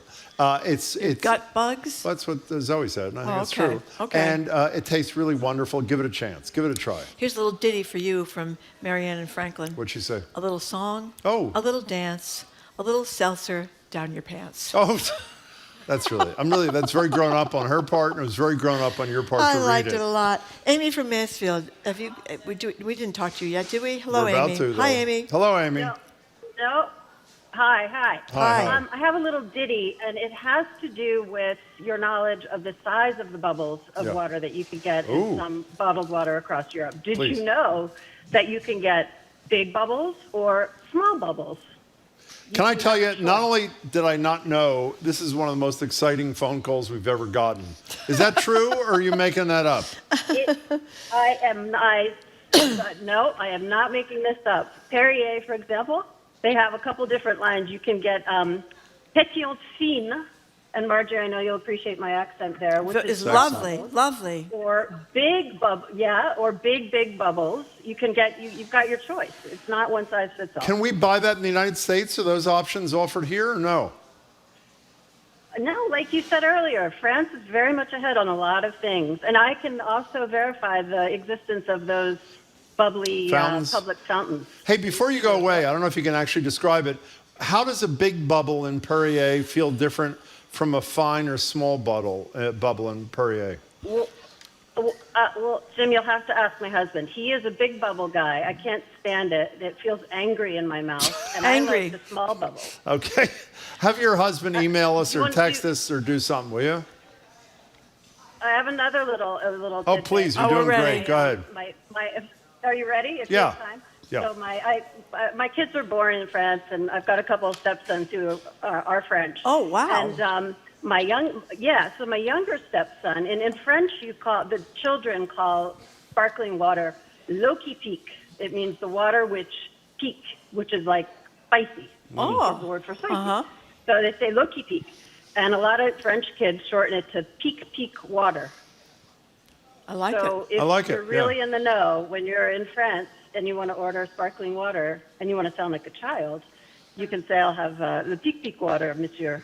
Amy, since you've been so helpful, I want to give you a little advice. Just in case the Trump people are elected, I would really hug your stepsons because you're not going to be able to have them come January. So J.D. Vance is going to be in charge of that. Amy, thank you for the call. Is Jared joining us, or is he not? Here's a word of warning for you, Jim. Oh, there he is. Run over here, will you? I went to the dentist, and they asked me how much soda water I drank just yesterday. I found myself lying and scaling it down and saying 4, when it's probably more like Jim has 10. Random tip from the dentist, Jim. I was told if you drink sparkling beverages... Drink out of a straw. No, I know. That's not what it says. Oh, what? Drink them within 20 minutes from the can. After that, the alkali changes, and they're bad for your teeth. I heard that. Erosive. Is that a word, erosive? I don't know. That's what I read this Well, let's morning. end this with an anonymous text. Yeah. What is wrong with drinking from the garden hose? That's a great... In France, the garden hoses, all the gardens are watered with carbonated water. Do you know that? Okay. Are you pro-carbonation, or are you... This is Jared Bowen, who's one of the hosts of the Culture Show here. You pro-carbonation, or you pro-flat? I'm very pro-carbonation. And what's that about? I just like the taste of bubbles in my mouth, I guess. I have a soda stream at home. I love it. Wait, you mean like a little, a standalone, not one of those things built into like the counter? No, it's just a standalone. Yeah. Jim likes angry explosions in his mouth. I like That's what extra we've carbonation. learned. Did you know, by Do you the like way, flavored carbonation? I like a little. I prefer a little. We're drinking lime here because that's all they have, the Great Newsfeed Cafe, or they have plain too, but I don't like plain. You know, this woman who called a minute ago, whose name I've already forgotten, my apologies, says in France, where they not only have public fountains that have carbonated water, which we learned earlier in the show. Perrier makes small bubble carbonated water and large bubble. Did you know that, or you don't know? I did know that. I don't understand. The same with SodaStream. You can kind of calibrate the level of bubbliness. No, it's not the size of the bubble. It's the density of the bubbles. Yeah. She's talking about larger bubbles versus smaller bubbles. Well, now you're confusing me. Okay, fine. I can't tell the difference, but it is like a party in your mouth. Okay, fine. Excuse a party me. in your mouth. Thank you. Okay. Okay, let's move on from that. What's on the show? Yeah, what's on the show? Well, there's a lot of law and disorder this week. We're going to talk about the Jane's Addiction brawl that happened here in Boston. I've never seen that. A rock band get into a fight. They canceled in the middle of a number. Yeah.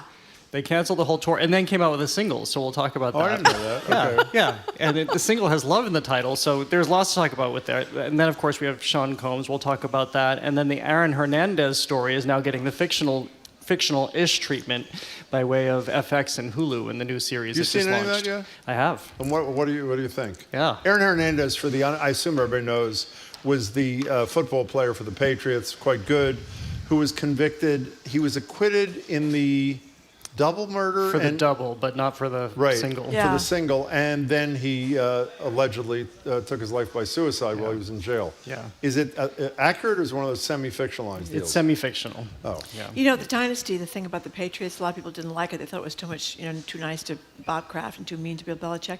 But their installment of the Aaron Hernandez story is great.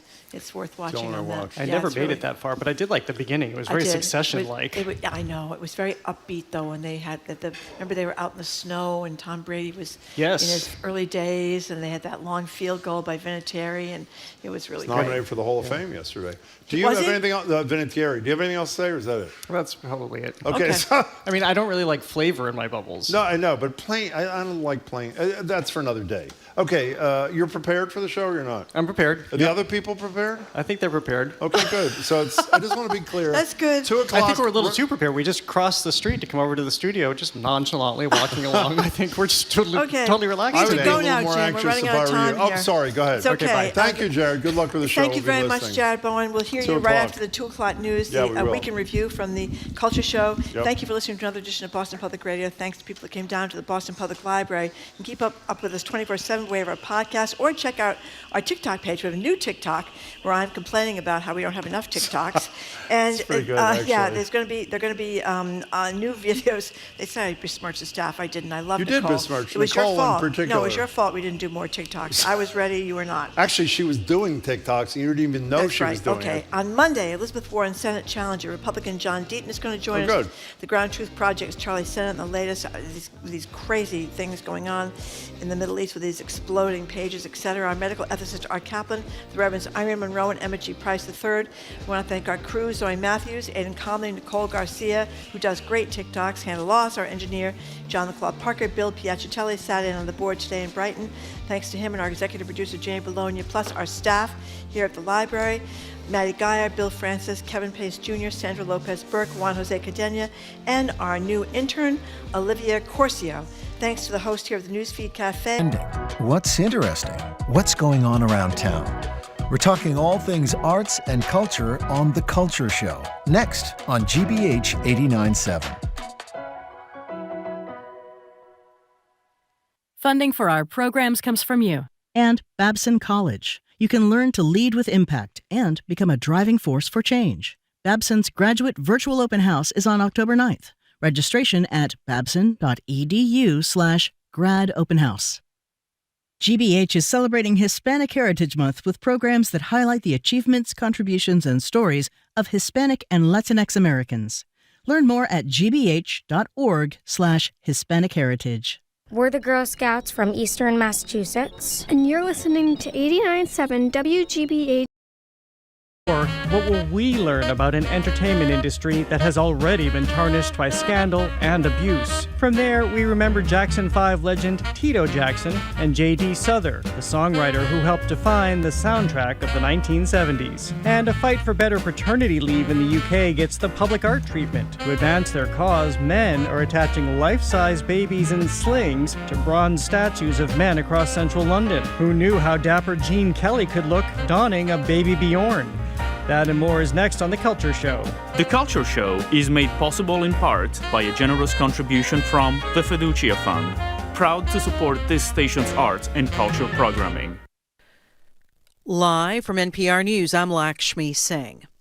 The House of Representatives has overwhelmingly approved a bill to provide presidential candidates the same level of Secret Service protection as that afforded to sitting presidents and vice presidents.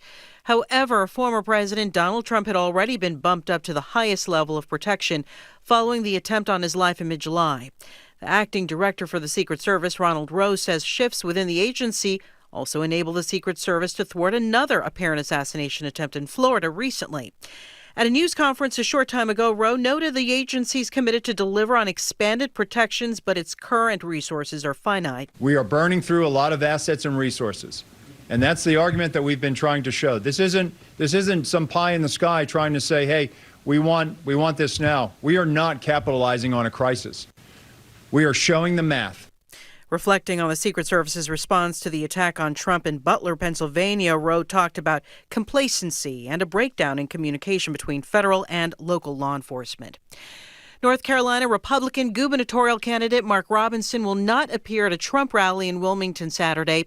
The news coming after a CNN report identified Robinson as posting inflammatory and explicit content in an online pornography forum years ago. Here's NPR's Danielle Kurtzleben. A source familiar with the Trump campaign confirmed that Mark Robinson will not appear. CNN reported Thursday on racist and graphic sexual messages that were posted in an online forum using Robinson's account. Robinson has denied that the posts were his. Trump had endorsed Robinson in his race for governor. At one point, he called Robinson, who is black, Martin Luther King on steroids. According to CNN's reporting, the forum user identified as Robinson at one point used a racial slur to refer to Martin Luther King Jr.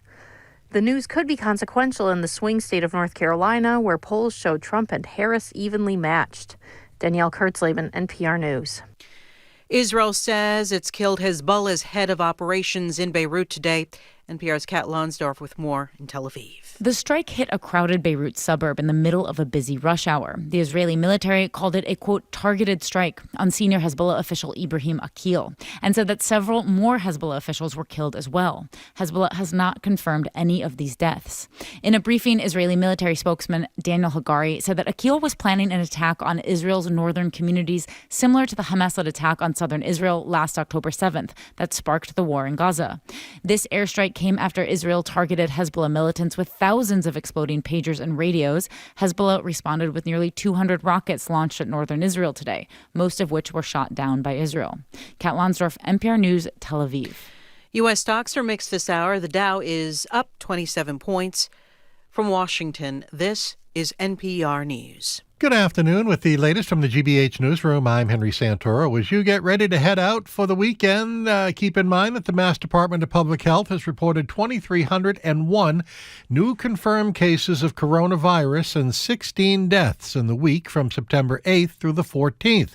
The data also shows that 2.4% of all the total hospitalizations during that time frame here in Massachusetts were related to COVID, meaning that 342 patients were hospitalized with it, and that the 7-day percentage positivity rate at 12.65% is where it stands right now. So do mask up if you're heading out. A bill on Beacon Hill designed to maximize access to trails for more people, including those with disabilities, was not voted on in the legislative formal session. New England Public Media's Nancy Cohen reports that there's a push now to get it approved before the end of the year. The bill would direct a working group to figure out how many of the state's trails are accessible and then recommend ways to improve access for people with mobility considerations. Senator Jo Comerford says she's trying to get it approved in the informal legislative session. I have had numerous conversations with the Chair of Ways and Means and the Senate President about this bill. We're not finished. Northampton resident Meg Bandera, who spearheaded the fight for this bill, says if it doesn't pass, she'd be disappointed. It's a bill that could help millions of Massachusetts residents with disabilities, reduced mobility, age-related mobility challenges. Comerford says if it doesn't pass, she'll refile it next year. For the New England News Collaborative, I'm Nancy Cohen. This is GBH. Support for NPR comes from NPR stations. Other contributors include Fisher Investments, Fisher's dedicated team of specialists provide resources on investing, retirement income, estate planning, and more.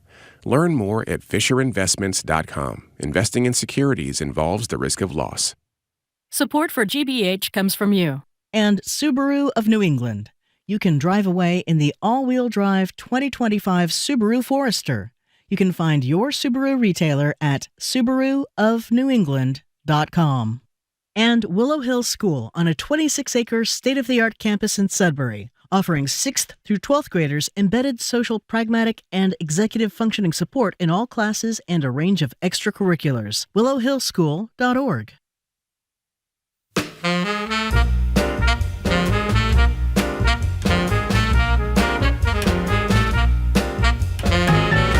Welcome to the Culture Show, live at the Boston Public Library. I'm Jared Bowen. I'm Callie Crossley. And I'm Edgar B. Herwick III. It's time for our Arts and Culture Week in Review. Here's what it sounded like. After an onstage brawl over the weekend, Jane's Addiction is canceling the remainder of their reunion tour. I should have bought you flowers. I can buy me some flowers. Write my name in the sand.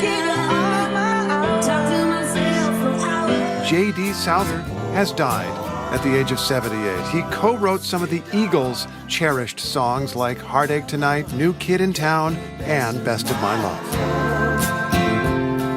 It was a story that captivated the country. You don't know the kind of thoughts I have.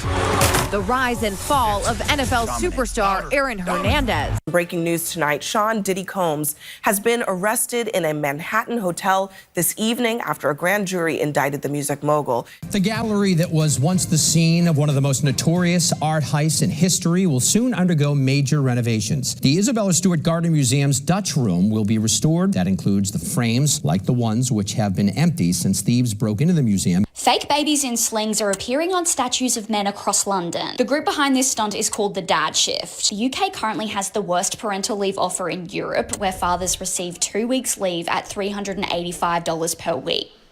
Well, as you just heard, we're remembering musical legends Tito Jackson of the Jackson 5 and J.D. Souther, the songwriter who wrote the soundtrack of the 1970s. Then has the bloom fallen off the rose that is the Miley Cyrus hit Flowers, as she faces plagiarism accusations.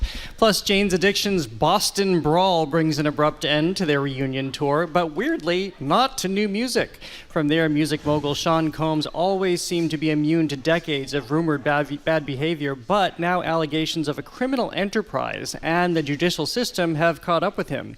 While FX's American Crime Story re-examines and dramatizes the rise and fall of one-time Patriots player Aaron Hernandez, the Gardner Museum will be giving its infamous room a facelift, and in the UK, why are fake babies in slings showing up on statues?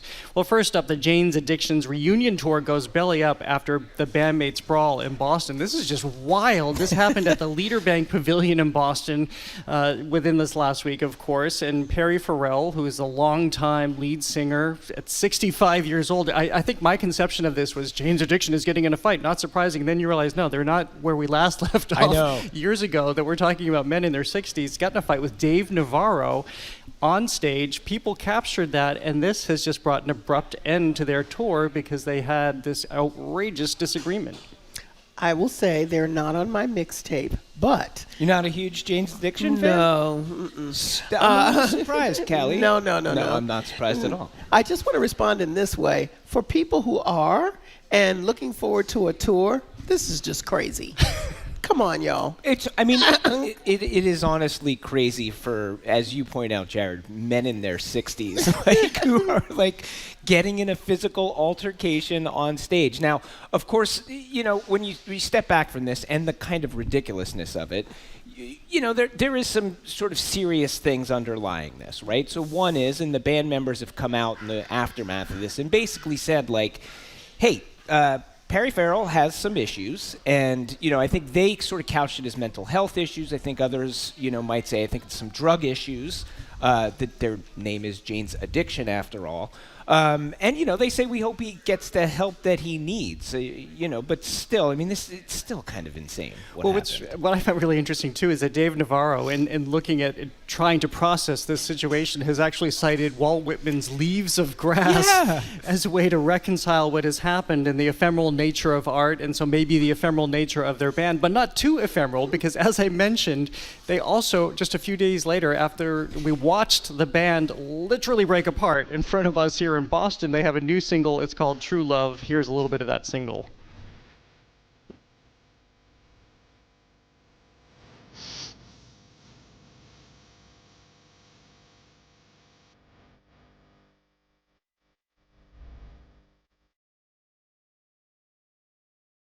That way over their head, I think maybe it was a little bit prophetic there because, of course, this was recorded in advance. One thing I do applaud, Dave Navarro in particular, in addition to his musings about Leaves of Grass and can you revisit the past and all of this, he did something which I really did think was stand up, which is he publicly apologized to Love and Rockets and Crawlers and their crew. These were the opening acts on this tour. So these are people who, certainly don't have the level of fame and probably not the level of financial security that the members of Jane's Addiction have.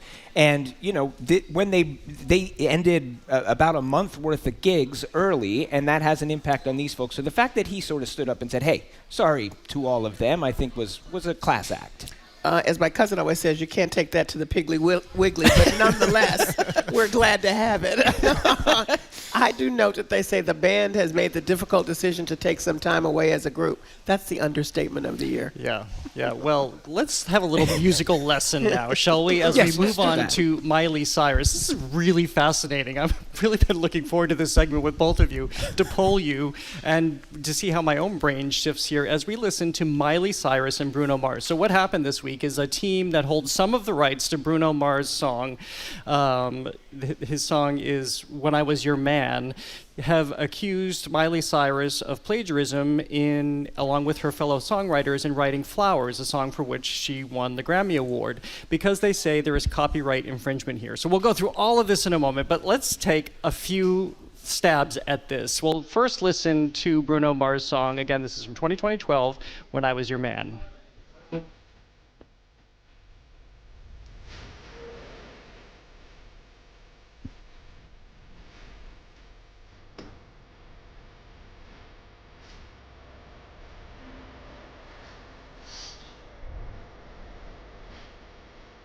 Okay, that's that. We submit entry number 1 to the court. Now, do you have a second exhibit for us? Yes, I do have it. Exhibit B would be Miley Cyrus from her 2023 song, Flowers.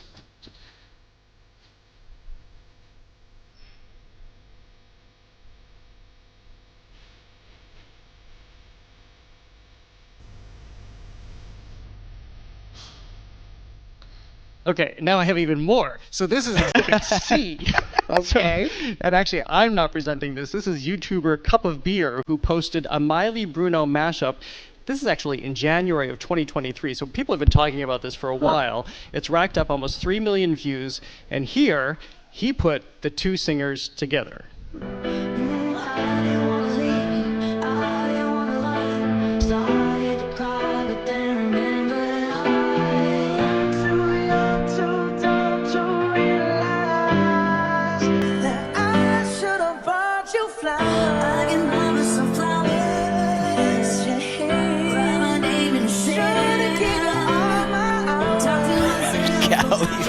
All right, Callie's making an amazing face right now. Has a visceral reaction already. So I guess we're the grand jury in this situation, even though this, of course, is already moving forward.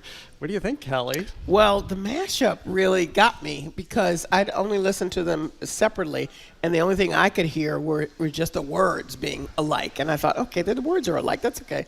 But hearing them together, I had the same. You could easily think it's one song. Yeah.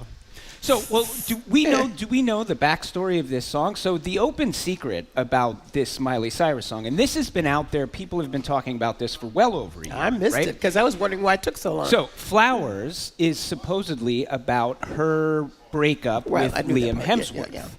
Now, the word on the street, and again, this has been out there for a long time, is that was their song.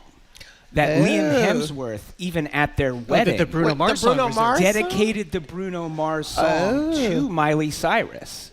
And so when she wrote Flowers as a kind of song about their breakup and I Don't Need You, it was intentionally riffing on the Bruno Mars song specifically because Liam Hemsworth had made this their song.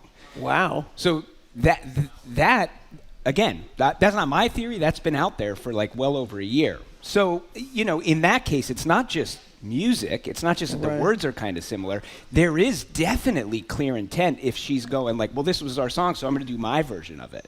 Well, this becomes really fascinating because we've seen these copyright infringement cases happen a lot. In fact, there were 2 cases with the estate of Marvin Gaye. The most recent one was with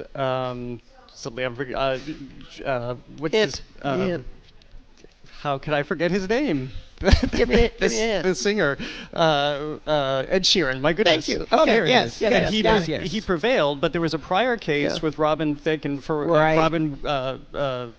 Robin Thicke's son. With other musicians. It's Alan Thicke's Alan Thicke's son, Robin Thicke. Because of blurred lines. And so in that case, they found, as you say, Edgar, there was intent, but they couldn't necessarily prove that with Ed Sheeran's song because becomes really subjective when it goes before a jury because they're looking at the lyrics, they're looking at tone, they're looking at pitch, they're looking at the sensibility of the song.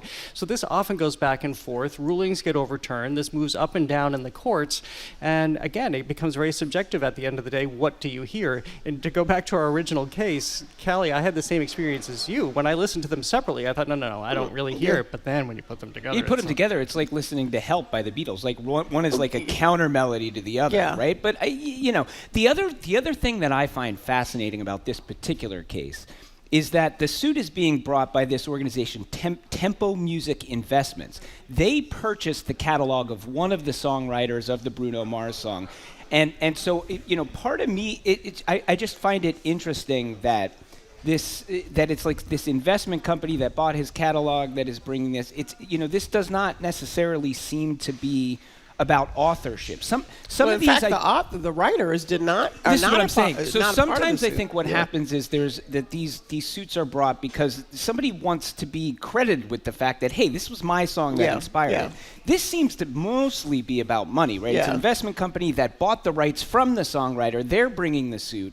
In fairness, in this case, given, again, if it's proven in court what I said before, what we kind of understand to be true, I think she probably does owe them some money because there was probably a lot of money made on this song. It was on Flowers. It was a huge hit, and so. Well, let me just read something about from musicians to musicians. Somebody will understand this. Each unit, meaning both songs, begins with a G major chord and ends the melody on a C major chord.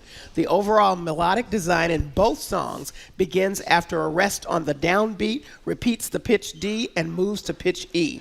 The line repeats the pitch D, descends through C to the lowest pitch, A, then leaps up, ending with the pitches D to E against the C major chord. It is notable, they say, that the pitch D is a dissonant non-chord tone that resolves upward to the E. Now that's kind of specific. Yeah. I'm just going to say. It is pretty specific. Yeah.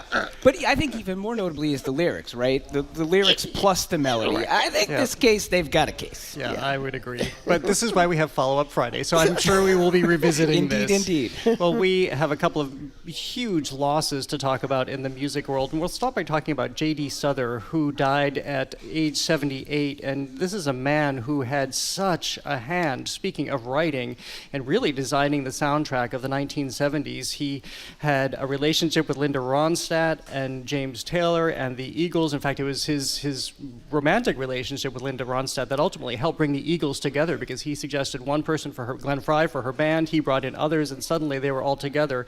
To reacquaint us with just his huge impact on the music world, here's a montage we put together of singer-songwriter J.D. Souther's work.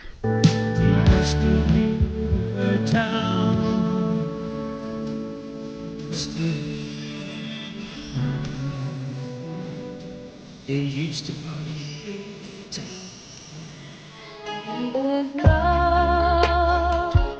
like a river flow, raindrops fall.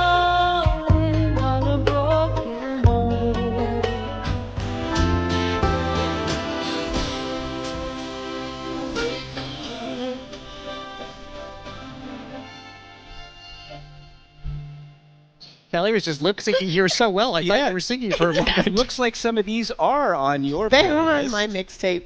my mixtape of life. This is my favorite quote from J.D. Souther. He says, people would occasionally say to me, doesn't it blank you off that the Eagles have had these big hits off your songs? He told this to a website, The Creative Independent, in 2019. He said, I would usually start saying, would you like to see the checks? Yeah. I love that. Yeah, I mean, in some ways, it's like this, you look at somebody like him, and he sort of rode the exact right amount of fame, right? So he gets to get his work out there and his songs out there, and he's kind of hobnobbing with bigger stars, but a little bit more under the radar. He was interested in theater and movies when he was a kid, right? When he goes out to LA, he eventually becomes an actor. He has a great quote where he said something like, I think everybody that's interested in movies kind of fantasizes a little bit about being in movies. And, just through contacts and stuff, he said some interesting people asked me to do some parts in movies, and he got to do that. He was in 30-something. He had small roles in Postcards from the Edge and My Girl, and he was in the TV series Nashville in a bit of larger role later in life, so that's really cool. One thing I will say really impressed me, I was kind of digging into his, and I knew a little bit about him and his songwriting and stuff, but he has a credit which I think is great. Have you two ever seen the Roy Orbison and Friends Black and White Night concert? So this is years ago, toward the end of Roy Orbison's life. Yeah. They shot this beautiful live concert in black and white. And people like Katie Lang and Bonnie Raitt and Bruce Springsteen and Tom Waits were all involved playing with him. Just a fantastic concert, sort of legendary. He did all the vocal arrangements for it. Oh my God! So just a working musician who got to do tons of stuff. What a cool dude! Well, I love how they described that he was really rooted in the American songbook, and you can hear how he carried that forward into the 1970s. And he recognized that he had this period of time where he was very prolific. This was his time, but as the song New Kid in Town that he wrote also suggests, he also kind of knew when his time was up, and that time in the 70s was ending, and punk was starting to enter into the frame, and it was time for him to exit the stage, and fortunately he had the humility to do that. He also had the checks to be able to do that. Thank you very much. Yeah. And then he was able to pursue other passions, but moving out of Los Angeles and living in other parts of the country because he didn't necessarily care about fame. But going back to that American songbook and then how he was writing for it, incorporating that and carrying that into the future, it made his songs very universal. They were sung by men, they were sung by women, they were sung by groups. So he had that facility for just giving us a sense of that time, which I think is really, really beautiful. And it sounds like he was just incredibly happy. And by the way, he was performing. He was scheduled to be performing right until 2025. So he was very happy being out on the road and singing still. Also an incredibly impressive beard. Like his beard was just great. I think he's cross-generational too. Yeah. I would say that, even though he, to your point, he saw himself exiting the stage in a big way. The songs survive in big ways. And also, I mean, when we think about, Jared, you mentioned the Great American Songbook, the further we get away from the time of the 60s and the 70s, we sort of re-reckon with what the Great American Songbook is. And certainly some of the stuff that he put out into the world is going to be included in that as we move forward and kind of say the Great American Songbook has gotten larger over time. And before we leave this, I'll just say the other thing I love that I read was that he would walk into the recording booth when they would be working on songs and figuring out what was going to stick, and they record these songs and think, we have a hit. How did you just pull this out of your pocket, or how long has it been in your pocket? But again, he had this great talent. Well, the other major loss this week, this was also incredibly sudden, horribly sudden, because he died of a heart attack, was Tito Jackson, of course, of the Jackson 5, who died at Sunday at age 70. And this is somebody who also seemed to be finding his bliss. He had moved to Oklahoma. He had a number of homes. Obviously, the Jackson 5 was very successful, but he was removing himself from fame and Hollywood and living his best life, as they say, and as many also say, gone too soon. I know. Second oldest of the original Jackson 5, and 3 of the Jackson 5 songs went into the Grammy Hall of Fame, and then the group itself, 1997, into the Rock and Roll Hall of Fame. I mean, talk about iconic presences of in the music world, in our life tracks, and again, cross-generational. You'll find kids now that can still sing a lot of the lyrics and know the songs of the Jackson 5 from way back. So it was really sad, because he was a stalwart part of the group, the guitarist, known best for being the guitarist in the group and kind of a leader after his dad. Well, and I think the guitar thing is crucial in the backstory. I mean, I think most people know that the Jackson family had, complicated father. It would be one way to say it. And their father was a musician. He had a guitar around the house, and they were not supposed to touch it. They were not supposed to touch his stuff. But Tito was the one who, when his dad wasn't around, would get the guitar and he'd play it a little bit. One day, the story goes, he broke a string, so he couldn't hide the fact that he'd been playing it anymore. And his father kind of yelled at him, but then said, "Show me what you got." Well, Tito Jackson showed him what he got, and what he had was pretty good. And that was really the point at which the music group started to come together. So that's an incredibly crucial little moment in history, because as you say that, I mean, the Jackson 5 and then Michael Jackson and everything that comes from that, like, they're so deeply culturally embedded that when I first met City Councilor Tito Jackson, I said, huh? He said, no, I get that all the time. Well, speaking of the guitar, let's listen to a little bit of Tito Jackson, too. Here he is on the guitar and backing vocals with his brothers at the Michael Jackson 30th anniversary concert.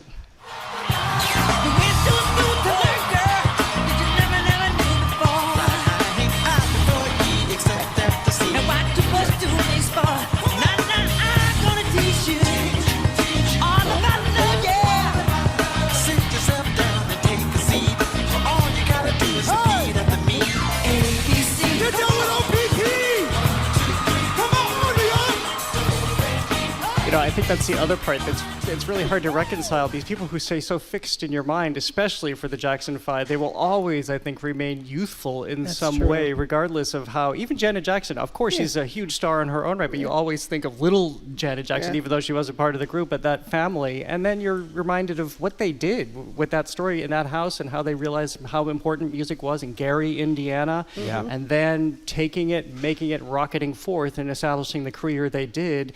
And they were teen heartthrobs. They were not unlike the Beatles in terms of the people chasing them because they were so popular in the 1970s. Amazing. Also, I love that he just continued to play music. He talks about, like, he went through a whole period where he was living in California. The Jacksons, were not touring at the time. Michael was a huge star.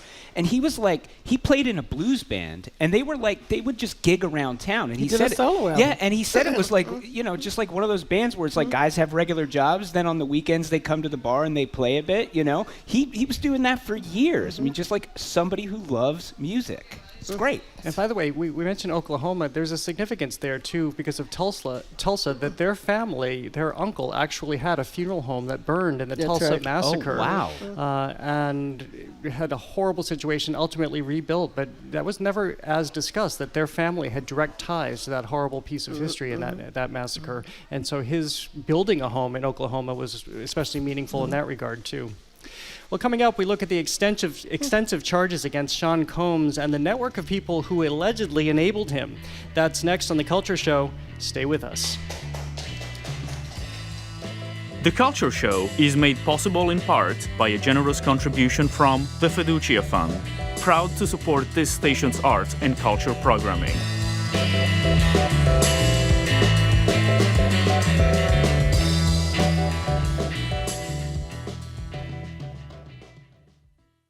It all goes back to a city's failure. Busing is just one symptom of a very sick system that had been sick for a long time. A failure to reform. People just kind of doubled down and said, this can't happen. A failure to protect. Can you imagine just being heated? A failure to reckon with the fallout. How do you then begin to think about erasing that kind of experience from your psyche? You don't. Never Cry, Boston's busing legacy. Now playing on the GBH News YouTube channel.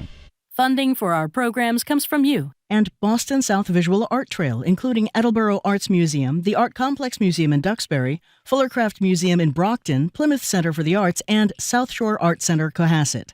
BostonSouthVisualArtTrail.org. And M&M Skylights, installing and servicing a wide range of commercial and residential Velux skylight products. You can find more information about their installation process and schedule a consultation at mmskylights.com. I'm Arun Roth. Coming up on GBH's All Things Considered, racist lies about Haitian migrants have communities on edge, including here in Boston. We'll hear what Massachusetts Representative Ayanna Pressley has to say about protecting her constituents. We'll look at how both parties are courting young voters to win in Georgia. And this week's Joy Beat celebrates an organization that teaches those experiencing homelessness life skills to get them back on their feet, from cooking to financial literacy. That's starting at 4 on GBH 89.7.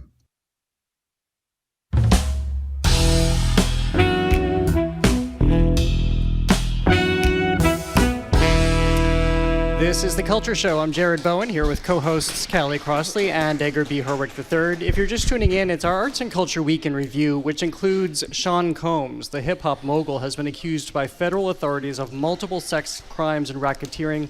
We have been talking about this on The Culture Show. We've been watching this. We first saw the lawsuits. Cassie, who had a relationship with him, and a performer. That lawsuit was settled basically the day after this all went public. Then we saw the federal authorities raid his home in Miami. We saw his devices seized, and now he is under arrest, and he's being held without bail because the judge in this case considered him such a danger.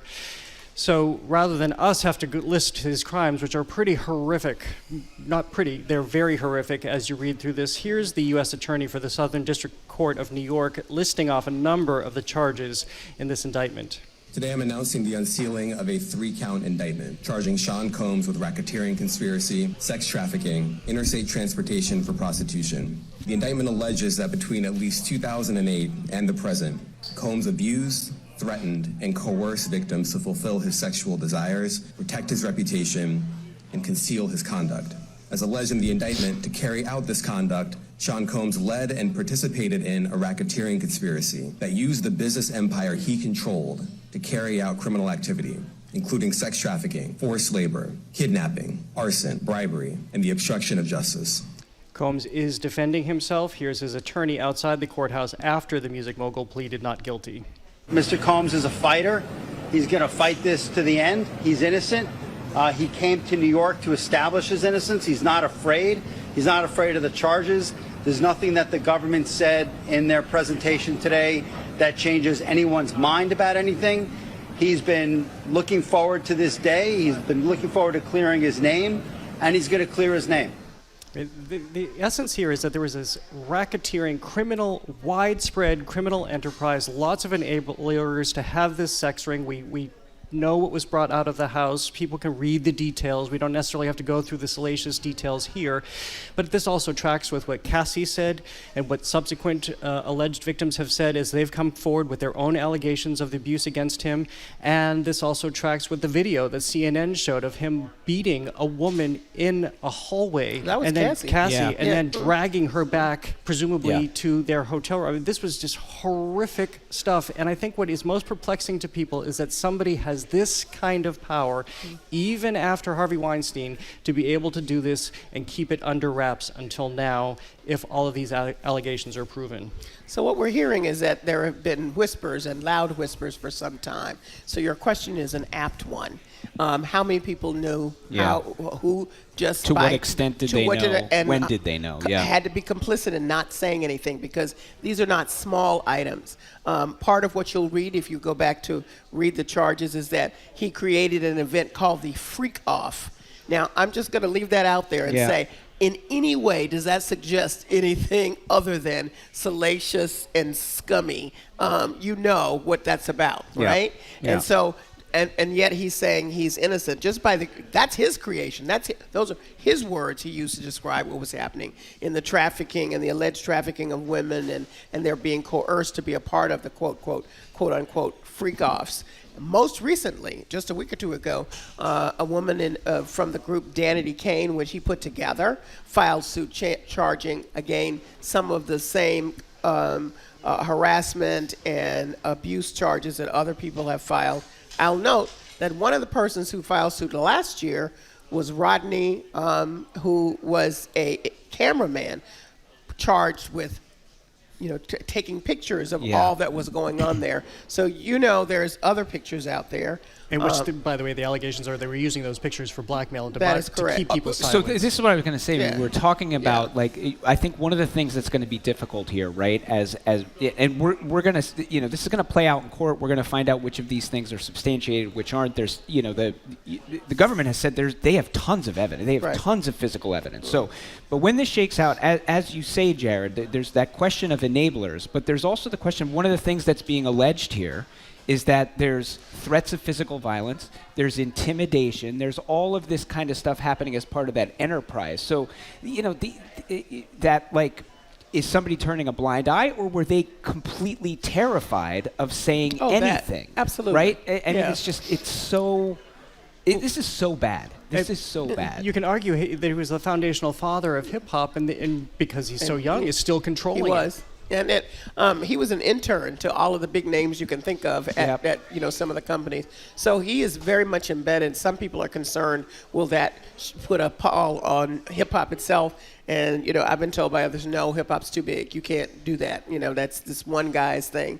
But what we can say is that you start to wonder about some of the other people who, of course, have known him for a long time. So when this comes out, it's going to be quite something. And we know how these investigations play out, especially when there is an arrest like this, and then other people are tied to it, and they see the ramifications, and they start talking. So yes, this is certainly the beginning of a lot more to come. It's the tip of a very ugly iceberg. Yeah. Well, staying with crime for a moment, FX has dropped the first 2 episodes of American Sports Story are Aaron Hernandez. It's the latest in the American crime story franchise, centered on figures like O.J. Simpson and scandals like the Clinton impeachment. This one focuses on the rise and fall of the former New England Patriots player. We've seen the podcast, we've seen the reporting, we've seen the documentary. This is the first fictional treatment which has stopped. I think we've all watched it in some capacity. I think we've all at least watched the first episode, which takes a fictionalized account of this. And watching this first episode, I realized that they're trying to bring humanity to this figure. If people don't fully know the story, Aaron Hernandez was ultimately convicted of one murder, acquitted of another. Soon after that acquittal, hung himself in Massachusetts jail. Afterward, it was revealed that he was also bisexual. That played up in headlines and added to this sort of sensational coverage around him, not to mention the fact that he was already a huge football player earning a $40 million contract. So this, of course, drew loads of attention. But as I say, from what I saw in the series, they're trying to explain him, because at least at the beginning, they go back to his childhood, and it wasn't a good one. Well, I've read a number of books about this before, because, I'm not really a sports person, but James Patterson, the well-known mystery writer, was commissioned to actually write a straight-up book about Aaron Hernandez's story, and that got turned into a documentary. So I'm very familiar with what was known. That's in addition to what the Globe story was, which is what this series is based on. Now, 2 things. Ryan Murphy, it's the production house behind this. Yep. I mean, fantastic casting, all of that. It's just well told and well acted. On the other hand, I have to say, I was left with, after watching 2 of the episodes, something that this other writer wrote about, Dustin Rowles, I want to give him credit. And he asked the question, does American Sports Story overemphasize Aaron Hernandez's sexuality? Now, Jared, you just said that it came out that he was bisexual. Did it? Or that people thought he was? See, I am unclear. And the way that this is presented, it's presented as definitive.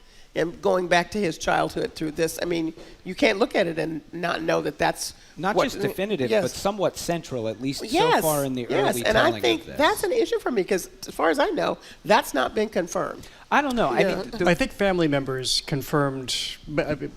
I think we'll take them as a source, but some family members, I think it was a brother who confirmed that he had come out to his mother shortly before his death, but this is all reporting. Yes. Of course, he's not here to confirm it. Right, yeah. But, and I mentioned it just to say how much this played up in sort of the building of this story in hindsight. Mm-hmm. One thing I find myself, this is obviously a troubling story, and this is one that, has been, from start to finish was a local story here. So those of us who are in the local media have followed this pretty closely, And, I wonder about this in terms of, is this too soon for the dramatic version of this?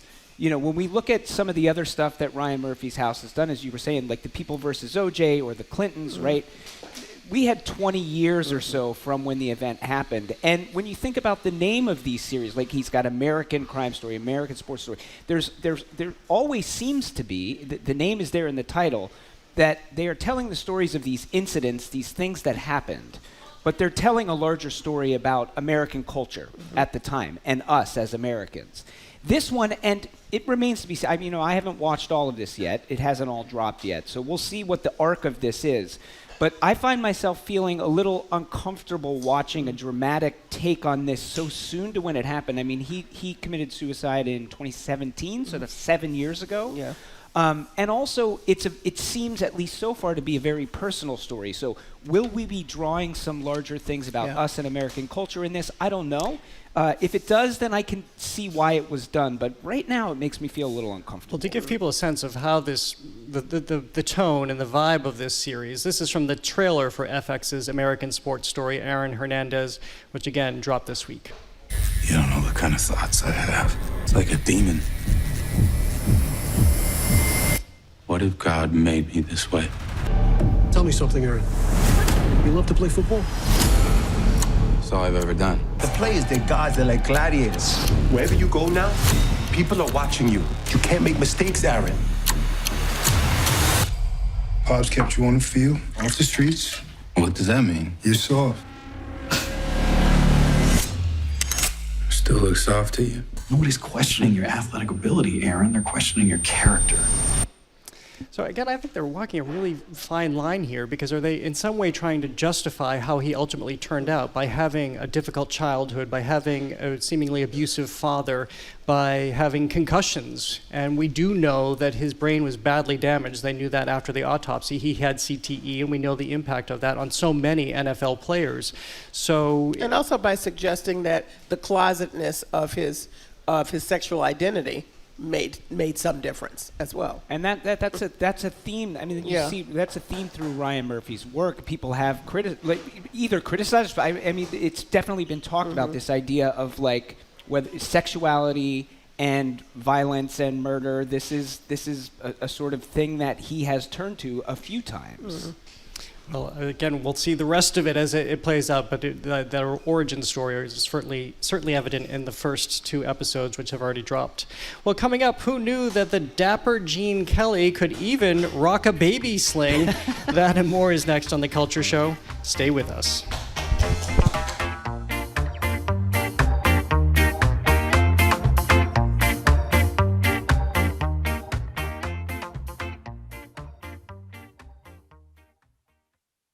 Everyday people. My husband found it hard to fit in rushes, so I left my career, my friends, and everything I knew back home. Personal stories. Living in Arizona. Everything was new and everything was foreign. Until one day, and looking out of the window, and I saw a person, and I realized that I knew her. Stories from the stage. Sunday night at 7 on GBH 89.7. Our programs are made possible thanks to you. And The Huntington, presenting Tom Stoppard's Leopoldstadt, a stirring and epic story of love, family, and enduring bravery set in Vienna at the rise of the 20th century. September 12th through October 13th at the Huntington Theatre, huntingtontheatre.org. And Plymouth Patuxent Museums. More than 400 years later, Thanksgiving is still the most talked about meal in American history. Visitors can experience the holiday this fall. Details at plimoth.org.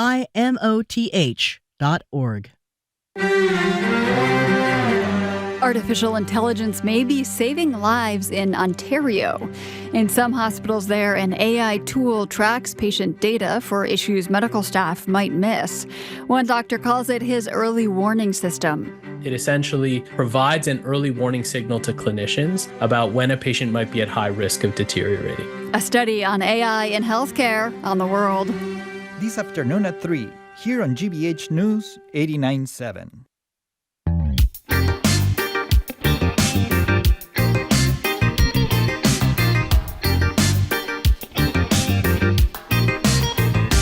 Welcome back to The Culture Show. I'm Jared Bowen, live from our GBH studio at the Boston Public Library. I'm joined by co-hosts Callie Crossley and Edgar B. Herwick III. If you're just tuning in, it's our Arts and Culture Week in Review, which includes the room where the most notorious art heist happened. I was just about to say, we're done with the crime part of our Culture Show Week in Review, except we're not. But this is really a good story, actually. The Isabella Stewart Gardner Museum is giving its Dutch room, where those empty frames now hang, a major makeover. So yes, the Gardner Museum, of course, known for the most outrageous and costly art heist ever in history. The Vermeer was taken from that room. The Rembrandt's only known seascape was taken from that room.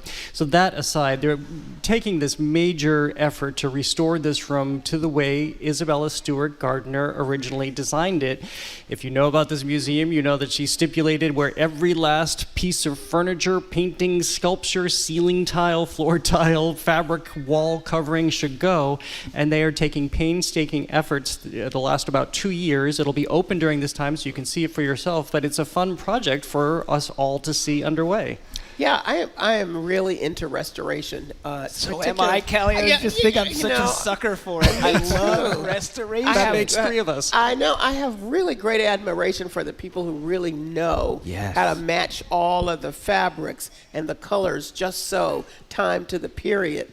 And I mean, the I'm bravery, just excited about right? it. It's like the bravery to be like, okay, and now I'm gonna do the cleaning. Yeah, you know, like it's just like this is like a one-of-a-kind thing that you are touching, it's and you're amazing. just going in doing your thing. It's I really it's just so and there are so many opportunities, as you said, as long as it's going to be open to talk about restoration, the history of it, and the history of the piece. I mean, there's many levels that you can go as this process is going on. And this may be controversial to some because this room is going to change, because it turns out, as often happens in various restorations throughout the decades, they have done things that weren't historically accurate to what Isabella Stewart Gardner chose. For instance, the wall covering in that room wasn't one color as we now find it, because she had actually selected different wall coverings for different periods. And they are actually going back to black and white photographs, and they're able to determine through black and white photographs and then looking at catalogs and other offerings what might have been available at that time. They're also using AI, and in one instance, they're actually using a drawing that Isabella Stewart Gardner made herself of the room. Wow. So they are combing through every last archive. And I think the other really interesting thing here is that there is a whole ceiling mural in that room, and when Isabella Stewart Gardner imported it and had it installed, it was already censored. So somebody at some point in history had covered up the nudity. So they have to decide, do we now uncover it and have it as it was originally exposed, I guess pun intended, although I didn't mean it to be, or do we keep it covered because that's what Isabella Stewart Gardner bought and put up in the ceiling, and they haven't made that decision yet. Also, it's made of wood, right? 16th century painting on wood. It's never been cleaned since it's been there. I mean, it's just unbelievable. I'd like to know what would happen if you did half and half on that. So you expose some part of it. It's sort of response I see where you're at there. Both situations. Show a little. Yeah, and not then a the lot. other, and here's how it's been here for many years, and here's the part that wasn't exposed at the time. I'm sure the Gardner is listening, and that is being entered into the conversation. They'll be listening to all viewpoints. Another cool thing is, as part of this, some of the paintings that are still there are going to come off, and they're going to go through kind of 21st century scanning and stuff. So it remains to be seen. We're going to find out there might be something behind one of those. This is great. And that they're going to be open, Jared, you pointed out. I think it's so cool that it's open through it, so we get to experience it as it's happening. It's our own unfolding mysteries right before us. I love it. Well, we move to the UK now, where activists have taken their fight for better paternity leave to, Gene Kelly and Laurence Olivier. After you're finished listening to us, don't go away right now, but look these images up. So there's this movement underway to extend paternity benefits in England, which people call deplorable, because fathers barely get any time off. It's only 2 weeks. They only get £185 per week, which is less than half of minimum wage. So this week they trotted around London and they put up basically baby Bjorns, a baby sling on all of these male statues with babies in them, fake babies, dolls. And it's a really compelling way to address this issue by having this contrast of these brightly colored slings and the flesh-colored babies up against these bronze statues. They really make a point.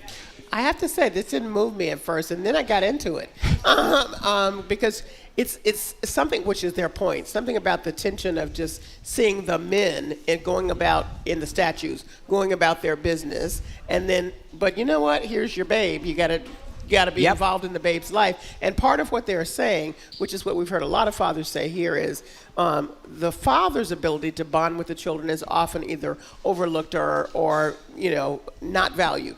And we've come a long way in this country, and they're saying, hey, if we can't have an opportunity to bond with our children, we end up in a mess, as we all know here. We've learned that the hard way.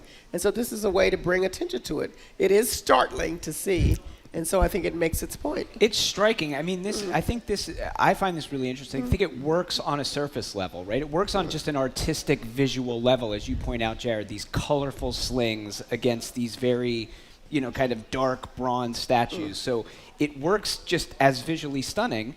And I think it's been thought through. It's making a point, and it's making, I think, a really interesting point, and it's fighting for something that they know exactly what they're fighting for. The presentation of the thing matches up exactly with the cause that they're fighting. And, they raise really interesting points, about the cause that they're fighting. The one that really caught my attention is that they point out in other countries where there's better paternal leave, the gender pay gap is smaller. In part because, part of what makes the gender pay gap happen is if a man doesn't take off for work when they have a family, but a woman does, over the time of her career, that has an impact on the woman's salary, right? That's right. But if men are also taking time off, that has this interesting impact of making the gender gap thing kind of go away a little bit more. So that's fascinating. It is fascinating. And very necessary. Go ahead. I was going to say the other point it's making is that I am a hypocrite. Maybe. Yes. Okay. No, yes, you are. Go ahead. No, I'm going to defend myself because we have talked about activists who use art to make their point. Yep. Exactly. We talk about all the people throwing food on art. I'm going to say this is okay because this is outside. Pigeons are already interacting with this art in their own way. It's not like we have pigeons destroying art in museums. So I think interrogating public art that is literally out on the street and is a statue is okay. And yes, maybe Kelly, I'm a hypocrite. Yes, I think you're a hypocrite. I love the fact that the title of this campaign is Dad Shift, and one of the groups involved in it is called Dope Black Dads. I'm all about it. I will say, Jared, I think I'm 100% with you, and I don't think you're being a hypocrite because there's a big difference between something, if we talk about the soup thing, right? That is destructive by nature. It is trying to use destruction to make a point. This is additive by nature. This is taking art and making more art with the art. So but I think those are two. Your point is it's non-destructive. Yes. Did I say it was destructive? Nope. No. I just want to emphasize that. Yeah. Non-destructive. Yeah. Not only non-destructive, but additive. It's making art with art. So. Well, that is our lightning. That means it's time for our lightning round. This signals us to the headlines that caught our attention this week. Callie, what was yours? 2 Americans are up for the, I guess it's a short list at this point, for the Booker Prize. Everybody knows it's a big literary prize. Comes out of London. Percival Everett and Rachel Kushner are the 2. Percival Everett, people may know, is just gotten all kinds of acclaim for his novel, James, which is a reimagining of the story of Huck Finn and James, the enslaved person that accompanied him throughout the story.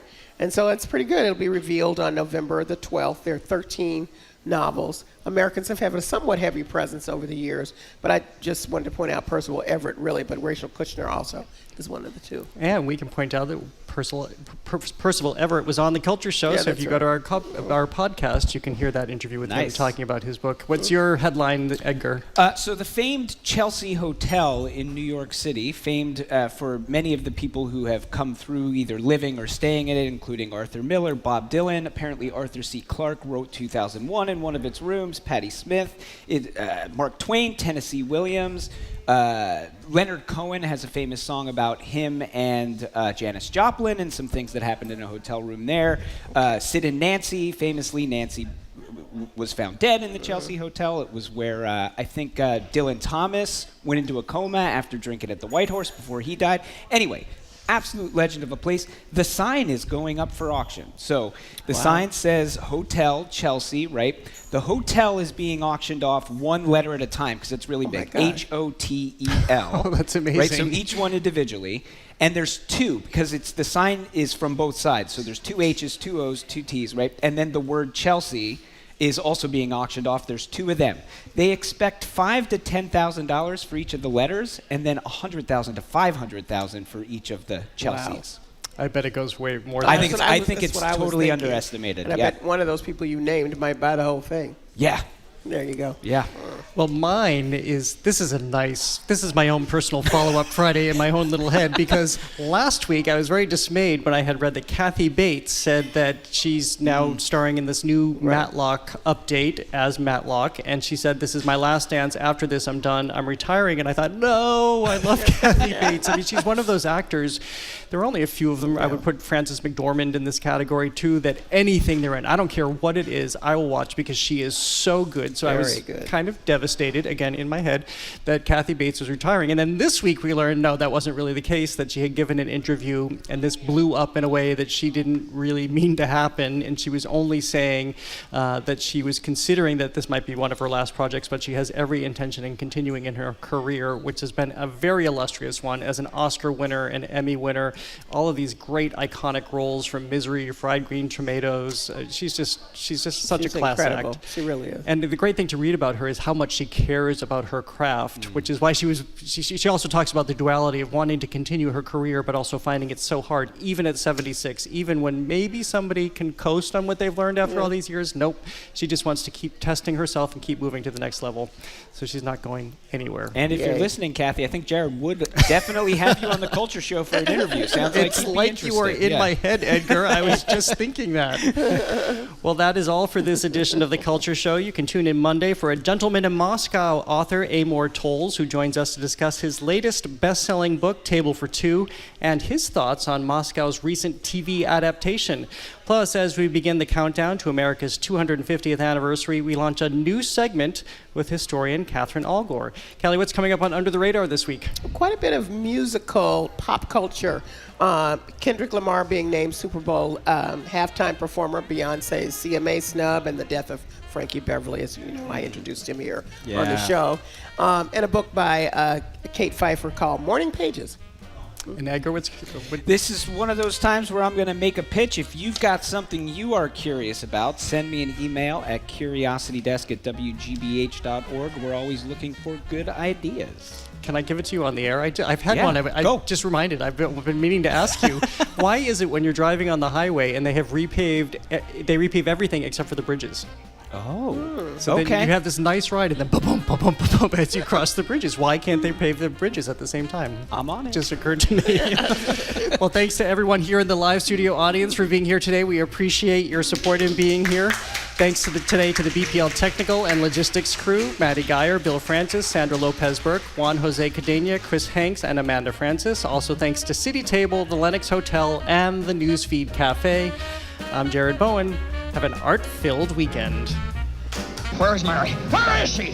Where is she? She's just about to close up the library! The Culture Show is made possible in part by a generous contribution from the Fiducia Fund.